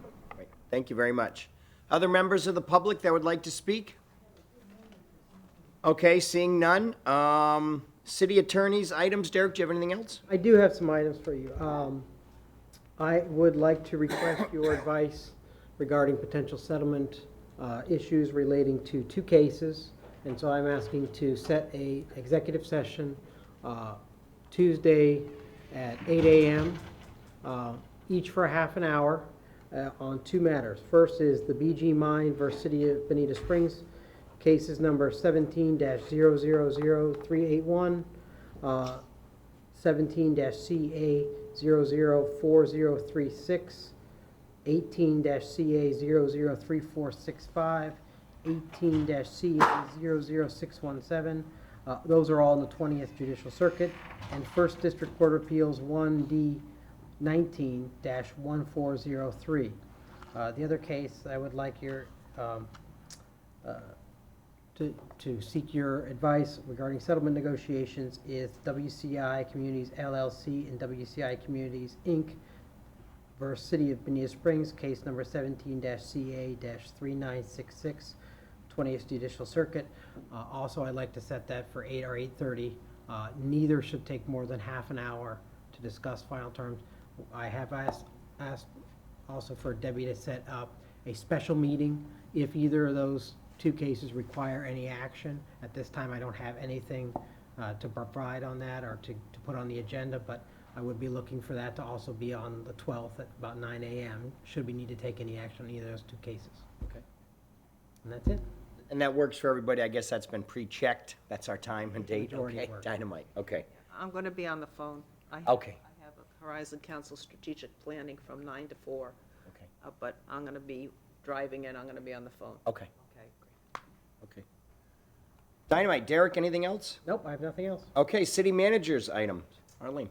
Good evening. The first item I have is we were, the mayor and staff was approached by a property owner regarding potential land donation. We provided a copy of the letter, and you can see from the final page of the map, this is 9490 Pennsylvania Avenue. It's under an individual ownership, but it does provide some potential drainage to that neighborhood. It's not actually owned by the neighborhood or neighborhood association. There has been visits to this property from code enforcement to the site and maintenance. There is a benefit to making sure that it's regularly maintained for the residential units around it. So it's for consideration of council. We did provide a cost estimate, I believe, of, there would be an initial cost to cut so that it becomes into compliance, around $6,000, and then it would be approximately $10,000 annually.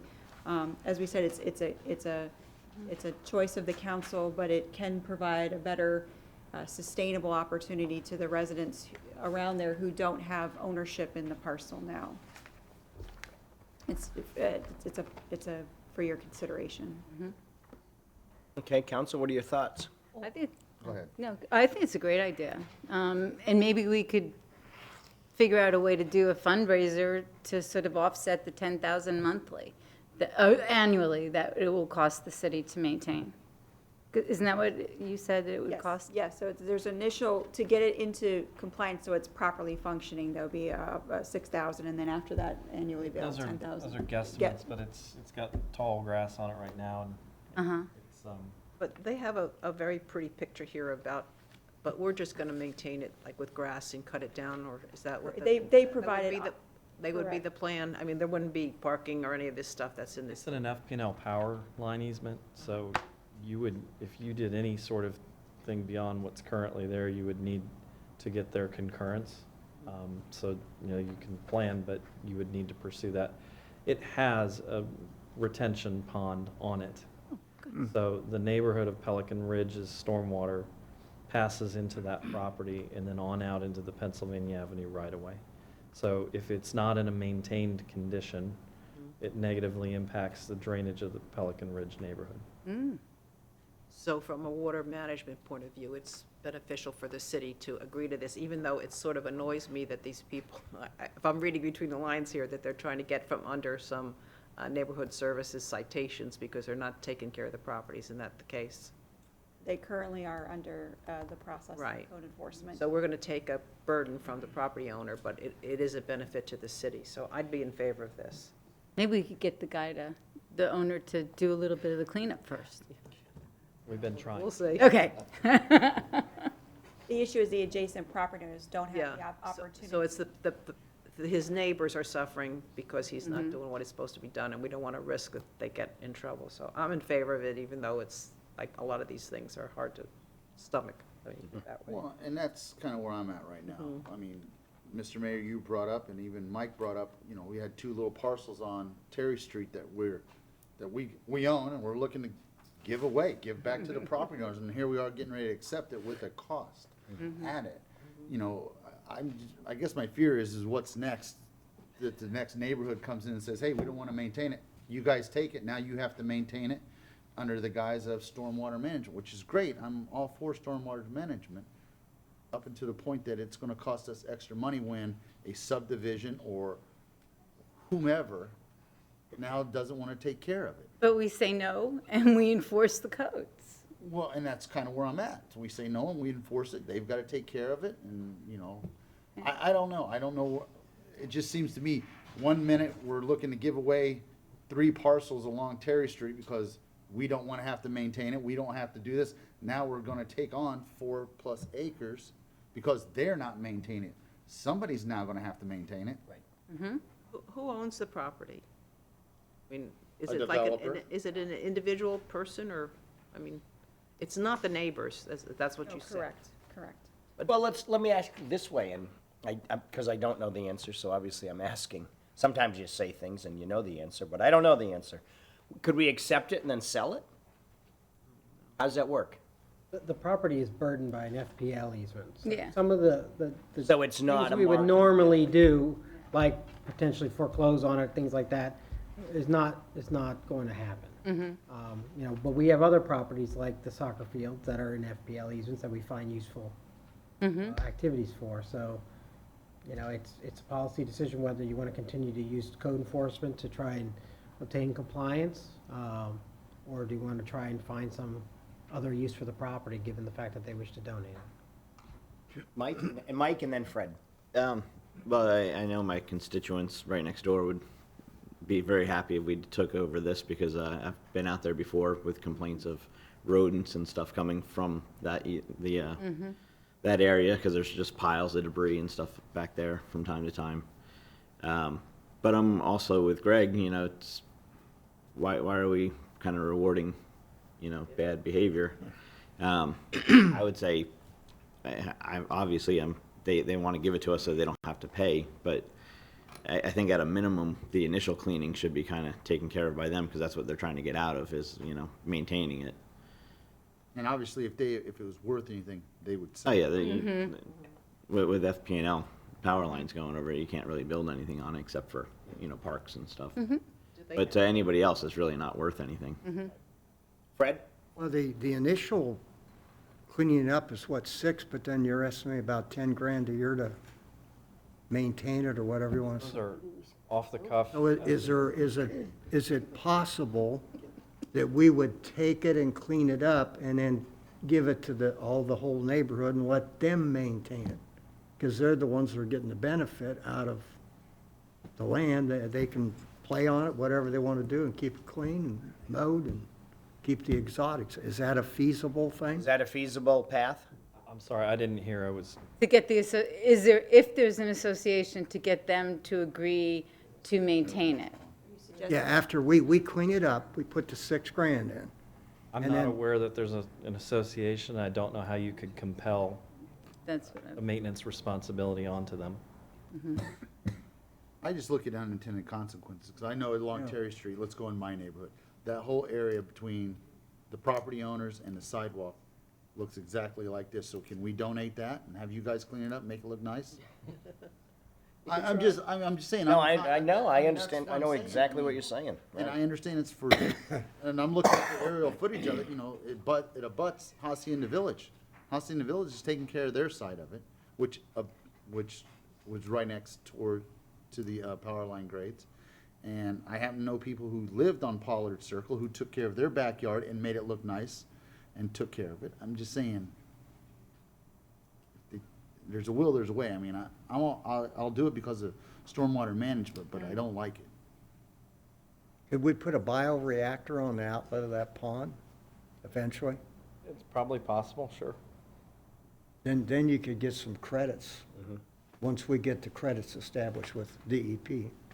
But that would then kind of pay for itself in a way, after we start getting the credits. Do we need a vote on this? Up to the point that the neighbors don't want a Probably. bioreactor in their backyard.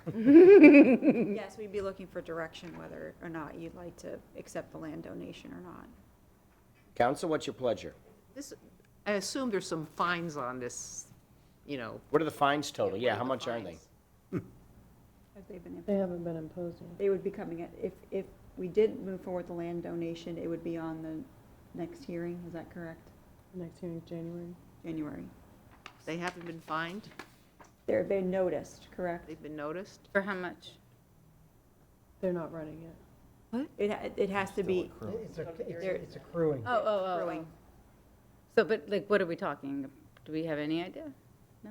It's a $250 civil penalty, and then they get X days to abate the situation, and then if they don't abate timely, then it's a $250 a day fine until it gets abated. Okay, It racks up pretty quickly at $250 a day. yeah. Well, I mean, I would make a motion that we approach the person or persons or entity that owns it, say, clean it up, and then we'll take it over. And we'll dedicate it solely for stormwater management. And I do like the idea of goats. I mean, get a few goats and put them out there. I'm only kidding. Is FPNL not interested in this at all? They don't maintain, the underlying property ownership, just like this same easement is north on Terry Street where we're designing a pocket park. The underlying ownership is by individual property owners. It's high voltage transmission lines for FP&L. There happens to be a stormwater pond that was constructed that serves the Pelican Ridge neighborhood that is on this property. It is a component of their drainage system. It, in an unmaintained state, negatively affects their drainage. Where's that pond at, man? Only reason I say that is It's I'm hard looking. to see because it's kind of overgrown. It's linear in nature. It runs north and south, and it starts about, I'm going to rely on Councilman Gibson, about four, is it the second Okay. house in? Well, just say, it starts kind of between the second and third house. I just know towards the south end of it too, it looks like there's a water retention area. At the very end of the property. Or is that shade? And these folks, though, the stormwater management fee that they're paying would be our responsibility to clean that up, right, or no? It's the individual property owner's responsibility to maintain it, which is why it's under a code enforcement fine.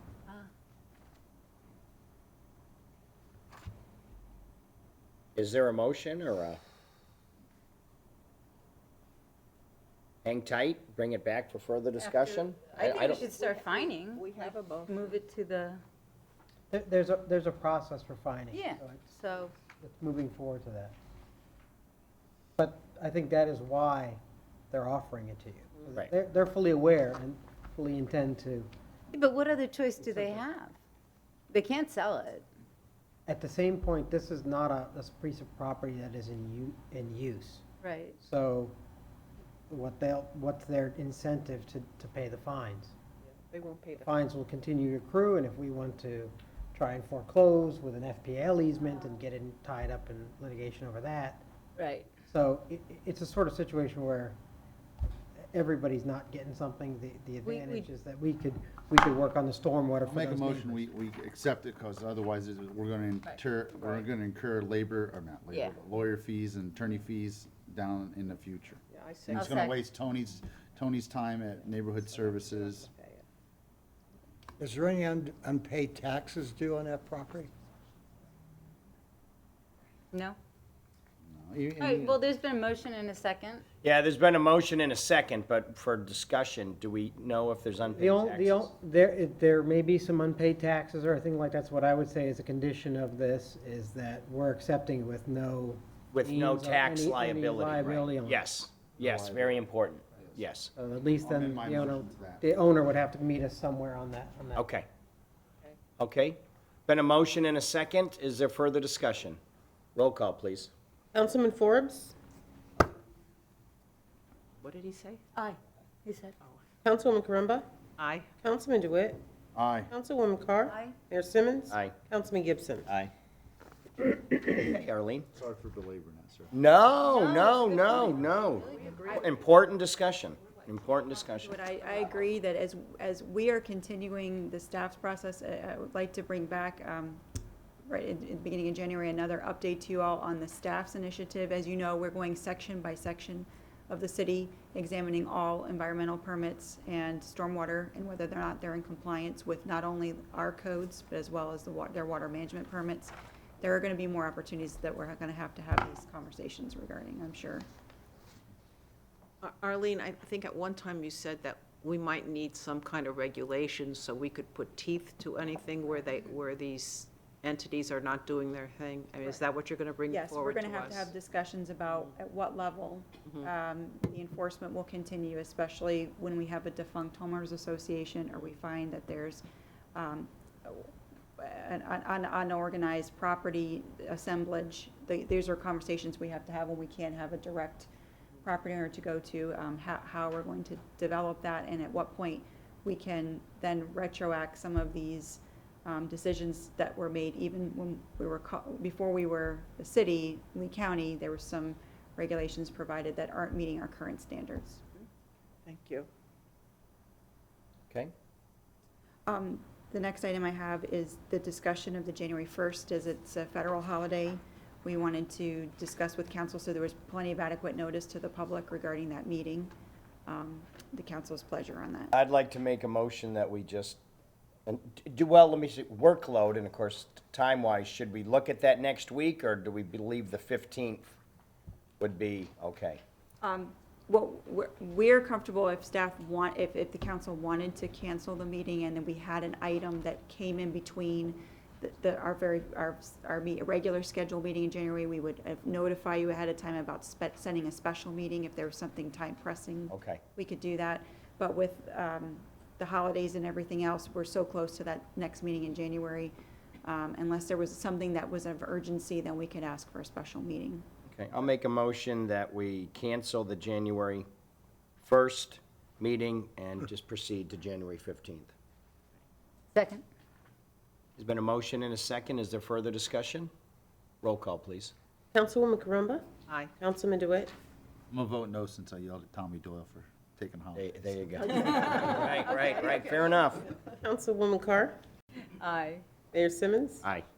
Councilman Gibson? Aye. Councilman Forbes? Okay, Arlene, Matt, anything else? Okay, Dynamite. Mayor and council member items. Amy? Okay, I have a couple of things. First of all, just for everybody's information, I was contacted by Chris Patrica, the school, Lee County School Board, and similar to what we just discussed, there is a pipe that goes under Imperial River between a retention pond and the high school. Correct me, Matt, if I don't give the right information. What? Ditch. A ditch, I'm sorry. And they have trouble, they've asked us, the city, to take over the maintenance there. And I've discussed it with Matt, and he's gonna bring at the next meeting the details of it, you know? And there's reasons why, similar to what we're talking about here, where it might be a good idea to do that, but I'll let him explain it at the next meeting, but I wanna just give you a heads up on that. We don't have to discuss it here at all now. I got a comment on it real quick. We'll take it over if they put the trees in it. that, The trees? Code enforcement says that everybody else gotta put on it. I talked to her about that, actually. I did too. Isn't that quid pro quo? I did talk to her, well, but I'm in favor of that. We'll talk about it next meeting. And then, and just, I reiterate what Kathy said about the Bonita Short Film Festival, and this year I was one of the judges, and it's really kind of fun, so I suggest we all come. It starts at 6 o'clock. And I'm just gonna be attending the prayer service that's scheduled for Saturday, November 9th at Riverside Park. I think we've all been invited, and that's run by the Southwest Florida Pastors Group. And I was touched by the fact that all attendees will be lending their full support of prayer for the great city, our great city in this region. So hopefully others will come besides me. And I just also want. It's this Saturday. And This Saturday. I had intended to, Amy, Yeah, but I have to go to a that's it. funeral. But in New I am Hampshire. gonna attend, Yeah. so, I mean, if nobody else can go, at least one of us are going, but if you wanna go, it's at 3 o'clock. And there's information if you want, on our website, and our emails. And then also, a number of us attended, the ethics training at Estero City Hall recently. And I just want to extend a thank you to the Estero Council and their staff on their hospitality. And even though we've done this many times before, I thought it was pretty useful. It was a good meeting. And last but not least, I would like to say a word about our former colleague, Deputy Mayor Peter O'Flynn, who has resigned his seat on this council. I will miss his contributions to the work of the council, and I would like to publicly thank him for his devoted service to the community. And that's it. Great, thank you, Amy. Greg? Yeah, I just want to echo Amy on Councilman O'Flynn, who'll be missed, and brought a lot of good banter to the council, especially with me. The other thing, a couple things I want to bring up is this Sunday, a couple things at the ballpark. We've got a ribbon cutting at 6 p.m. 7 p.m. we also have the Wounded Warriors softball game against the firefighters. It's a combined team this year, firefighters and the police officers or the deputies. So that starts about 7 with the Wounded Warriors. And the last thing is Veterans Day. Don't forget about it, 11/11 at 11. Should be a great time. And it's a time to remember our veterans. Thanks, Greg. Laura? I echo Amy and Greg's thanks to Peter O'Flynn. And a dear member of Spanish Wells and also Bonita Bay passed away last week. And Dr. Don Meeks will be missed. Oh, sorry to hear that. Okay, thank you. Mike? I just also want to say thanks to Peter O'Flynn for his contributions over the years, and otherwise I'm good.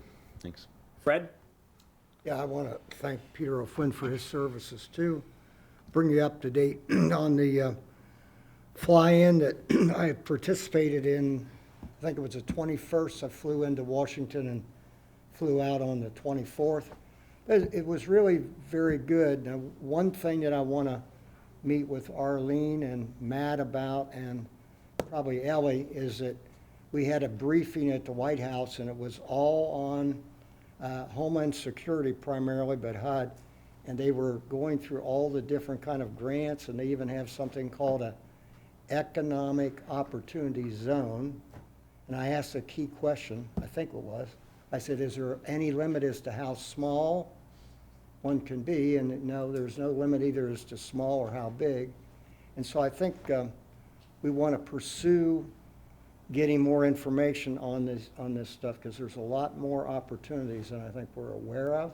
Doesn't mean we're going to get it, but knowledge is power in getting grants. And then we met with 4 congressmen. One of the things that we pitched, 3 or 4 things, one of which was should be home for us and everybody else. We said, look, Florida got rated by the people that cite cities for not having websites that don't fully comply in some way with the ADA. And the position of the Florida League of Cities was, and I actually did part of the talking, and Holly from Sanibel did a bunch of talking on that, was that first of all, I said, this ought to be simple, because it's a no money ask, which is always easier than asking for money. I said, you guys lean on the Department of Justice to define the standards for a ADA compliant website for cities. I said, now once you issue that, you've got to put a moratorium on anybody getting sued for a couple of years, because that standard will be something different than we may all be doing. It also say what's the minimum number of years is when you come back online or come out of the moratorium, that you will have to have archives that are ADA, talking books or whatever, Braille, whatever, on your archived documents, because the older the city is, the bigger archives they've got. So they all listened, they all took notes. DeSoto, Congressman DeSoto was very interested in helping us. Actually, they all were. And then we spent time with our 2 U.S. senators, and actually that turned out to be good. Each one did a different way of handling things. Scott gave us the people in his office that handled different things, and then Marco Rubio gave us really his insight on what was going on the hot topics that we pitched. Now, the other thing, this is a question, of course. We are clear, and MPO has been notified on who our voting representatives and our alternate is because we'll have a meeting that's be coming up, and then we'll have an executive meeting and all that. So is that has happened? MPO.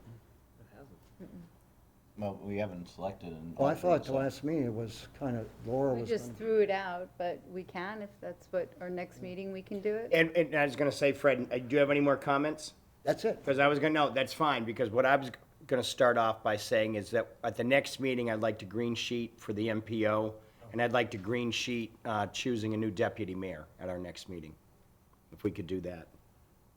I had planned on being, Amy, at that event with you on Saturday and Greg Sunday, but unfortunately, my dad's oldest brother passed away in New Hampshire, so I'll be going up to New Hampshire for a funeral.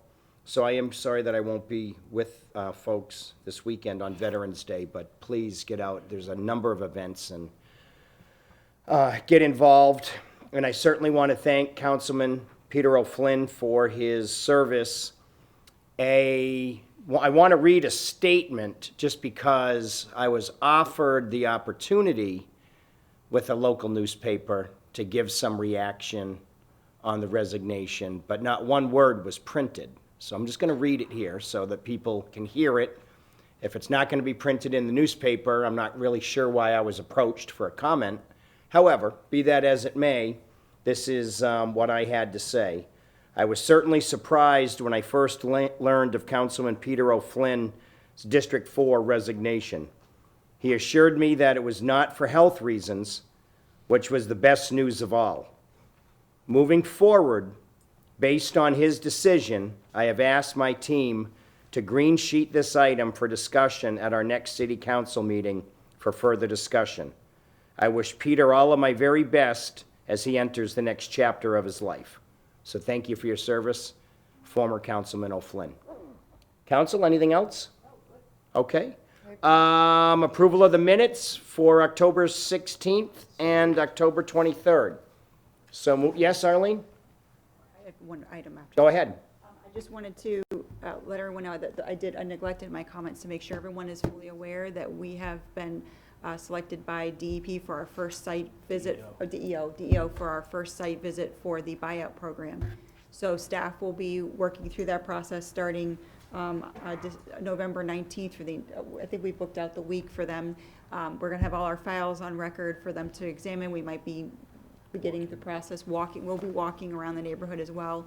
So this is the first step in the buyout program. And also we just completed our 3-year annual review for the CRS. This affects our flood insurance rates. We had our first site visit for that. We have a 30-day notice now of some additional documents we're providing, and then after that we'll be given, we're working to retain our current status at the 25% reduction rate for flood insurance. And that's it. Okay, and approval of those 2 sets of minutes? So moved in a second. Roll call, please. Councilman DeWitt? Yeah, aye. Councilwoman Carr? Aye. Mayor Simmons? Aye. Councilman Gibson? Aye. Councilman Forbes? Aye. Councilwoman Carumba? Aye. Okay, public comment? Any members of the public that would like to speak, please come forward at this time. Hey,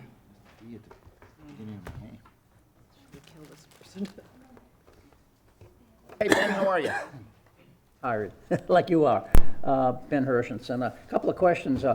I don't know, is there going to be some sort of a remembrance or celebration of Veterans Day or not this year? There usually is something, so there will be something. In the park, Monday at 11. That's what I thought. Okay, thank you. I just wanted to comment on very briefly, on Stantec, on the assistance of the staff in developing these mitigation credit and fee adjustment programs. I know it's tough work. You're dealing with a lot of details, but I won't say it. In Maine, there's a philosophy, KISS. You keep it simple. You can figure out what the other S stands for. It gets complicated. I'm being asked that question by a lot of people. You know, what does this mean? How do we apply for it, and so forth? So a suggestion: when those, the programs are set on paper, could you test it with a few people who are out there in the community, such as some of us who run HOAs or whatever, just to see whether or not, to try to help you guys get to the point where it's not going to be, when it's sent out, people say, what is all this stuff? So I'm just making that suggestion, willing to help to kind of like test it out before you send it. That's just a free offer, no charge. Thanks. Great. Thank you. Other members of the public that would like to speak? Seeing none, motion to adjourn? So moved. We are adjourned. Thanks, everybody.